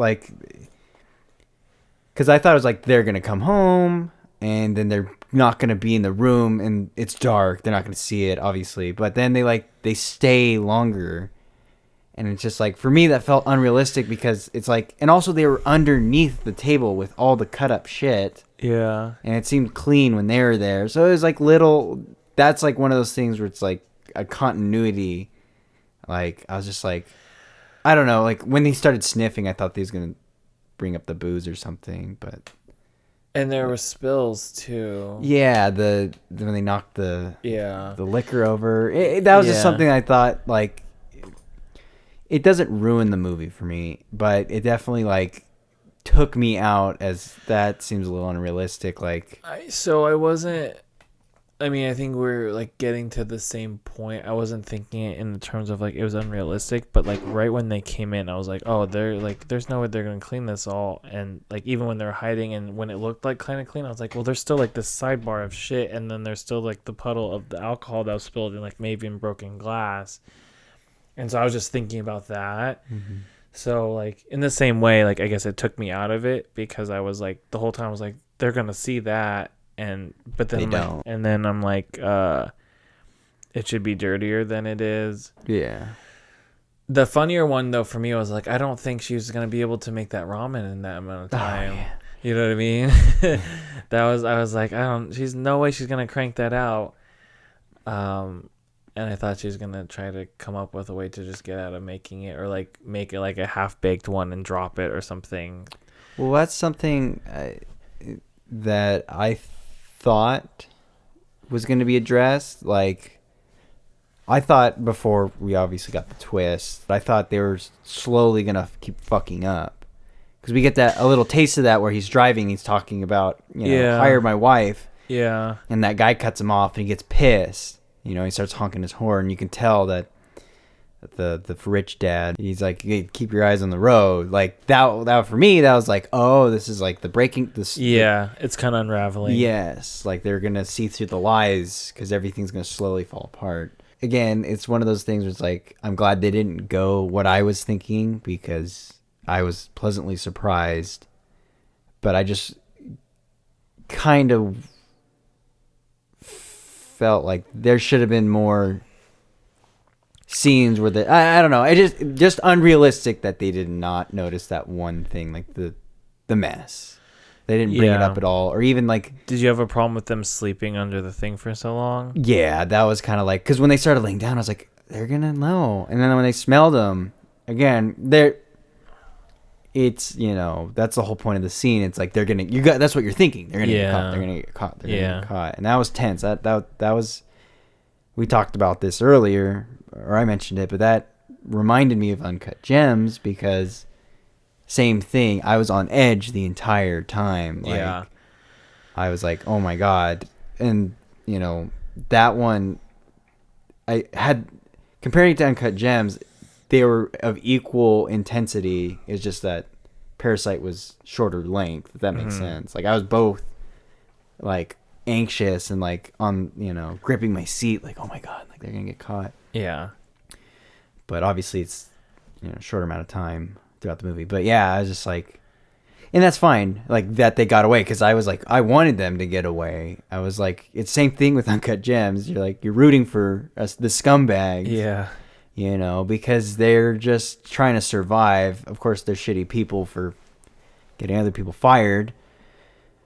But there's something about them that you want them to win. You want them to come out on top. It's just that underdog thing.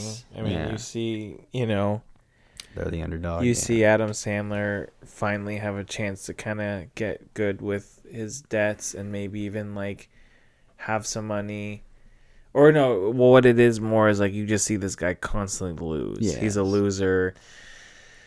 And I think that's why you want him to win. You're like, oh, he's actually like, because the whole girl situation too seems kind of like, is she just there for his money, or for the connections? You know what I mean? Because like she gets to be associated with all these people, and she's flirting with The Weeknd, and she's even flirting with like Kevin Garnett when he comes in, and so like, oh, she's just that type of person, yeah.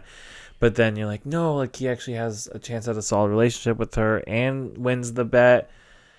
So yeah, they push you really good to like root for them. And then of course, like, yeah, the Parasite family is just, you know, you just get to see their struggle. And it's not even like, and it's a different kind too, because it'd be one thing if like they're destitute, but you know, they're not really doing anything, or they're just trying to do like one-off scam to get money and then just chill again. But they're working hard. Yeah, they're working hard. That's the thing. Yeah. Yeah, and that's what it is. It's like, you know, you see them like try to beg at the beginning to do that shitty little pizza flyer job, and then they're like trying to siphon Wi-Fi on one phone so they can check like their emails and shit for jobs and stuff. And then there's just the whole family communal thing working together to try to get better. So you're going to root for that, you know. You know, it's a coincidence that Parasite's going to become a TV show. Yeah, you were telling me that. We're going to see this whole podcast went full circle, right? There you go. Look at us. We're going to see what's better, the movie or the show. Yeah. But here's the thing that's wrong with the show. I think it's American remake. Yeah, that's what you said. And I already have a problem with that. I'm interested to see how it goes, but I'm disappointed. If it's American audience, I think that's a disgrace. In the sense that why do we have to take something just because it's foreign and make it into an American audience? Like, this movie's already getting critical acclaim. Like, being the foreign movie being Best Picture and an Oscar is very rare. Like, nominated. You know what I mean? Yes. So that it shows that there's already a general audience that is watching it, especially now that it's been Oscar nominated. The general populace, you know, is familiar with it. Yeah. Someone on Twitter said like, "Oh, I'm loving Bong Joon-ho's like, quote unquote, America isn't the only country in the world tour," because every time he goes to say something, like I think he won an award, Academy Award, I think, for Parasite. I think he did. He's and then SAG. Maybe it was a SAG. Yeah, maybe it was a SAG Awards. And then he went up with his translator and said something in Korean, and then the translator translated it and said like, you can, something to the effect of like, you can open yourself up to so many more great films if you're willing to get past like the 2 inches of subtitles. And then everyone like kind of clapped to that, because basically just saying like, watch foreign films, like, you know, it's not that hard. I love foreign I do films. it all the time, you know, because I'm Korean and I love American cinema and I love other cinema. He said like, there's so many great films out that aren't coming out of America. And not even saying like, you know, he's like, I love American films like Scorsese, I love all those films, but I'm just saying, you know, something to the effect of like, there's just so many great films out right now if you're looking, and a lot of them are foreign, surprisingly. So kind of saying like, I'm not the only one to look at for like, you know, I'm not the emissary of foreign film just because a couple of mine have gotten recent acclaim in America, kind of thing. So it's interesting that you say that. So, because it's almost like a contradiction. Not what he's saying, yeah. Because he's Americanizing it. But I hope that was wrong. I'm hoping they don't. But it sounds like they are. This is my thing, though. I think that he's doing it only because it's an Adam Kay, is my thinking, because like he's done a lot of great writing on shows, and like I said, he's fresh off of Succession. And it's interesting too, because I think Succession, they are supposed to be British. Because you can even tell, like, the first few episodes, like, they almost comically, they make the family catchphrases like, oh, fuck off. Like, they just say it so many times and just throw it out there. Like, every single family member says it to somebody, oh, fuck off. And, like, that just is very British. And when I was watching it, I was like, okay. And then even, like, the mother of the two of the 3 children is British. So I think that was their kind of like, you know what I'm saying? I think the screenplay originally was written that it was a British family, and then they adapted it to American, and then like they kept those ties vaguely by making half the family British and giving them some British like sayings. Yeah. Just like how Chernobyl was. Yeah. But so what I'm trying to say is, like,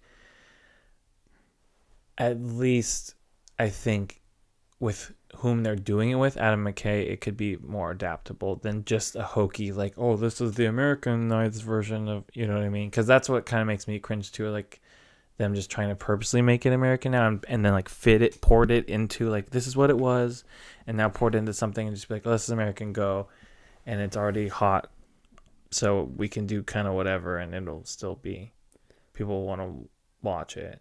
They're gonna change it. I feel like a lot of stuff. I don't know, like the flood thing. Like where does it flood that badly? Well, you were saying it's not an exact retelling, right? It can't be. No, it's not. But you're right. There's a lot, because like that whole thing, the whole parasite, the whole way it works. Sorry. Is because of the Korean nature. You know what I mean? Like that whole nature of, like, I'm only going to take personal recommendations from people I trust. That's very Korean. You know what I mean? That's not an American thing. You could be like, oh, like, you should hire my friend Nick, and you'd be like, no, I'm good, I'll look on Angie's List or something. You know what I mean? Yeah. Like, we're very individualistic, and like we do still take recommendations, especially like in business. It helps, but it's not like they're only because that's the one thing. I don't have an issue with that, but I could see some people being like, is this even believable that they would hire the entire family? But it really is that way, where like the personal recommendations go so far along, and like the wife even says, like, oh, we could go and look for someone, like, you know, we have the reputation, we have the money, but it's just so much nicer to go someone we trust, you know, a personal recommendation for someone we personally trust, and that's how they're go bip bip boom, get their whole family in. Small side note, I kind of wish they didn't get the mom in, although that you need it for the house. But when I was watching, I was like, I feel like this is pushing it. I feel like they should have got 3 of the 4 family in, because I don't know. I just felt like a lot of.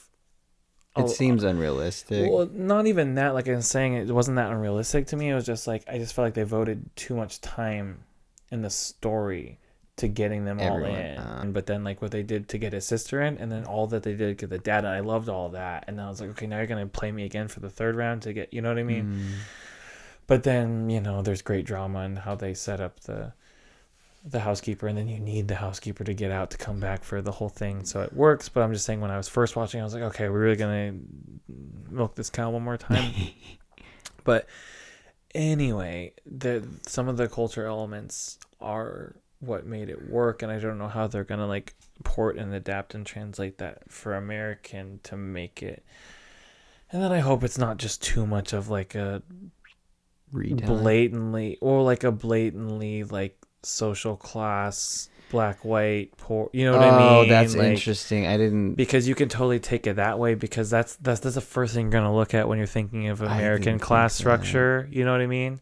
In Korea, everyone's Korean, but then there's obviously clear class and economic stature, but they might take it, you know, in a kind of race.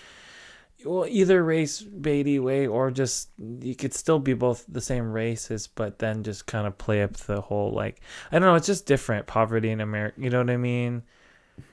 I don't know. Maybe they're gonna do something completely different with it. Similar premise of a family, you know, play the class thing, but I don't know. Because I was picturing a white family, but now you said race. I first thought black, but then I'm trying to think maybe even Mexican, just because they're more known for, I guess, you know, like the gardener, the maid, the manual hard labor. Yes. Yeah.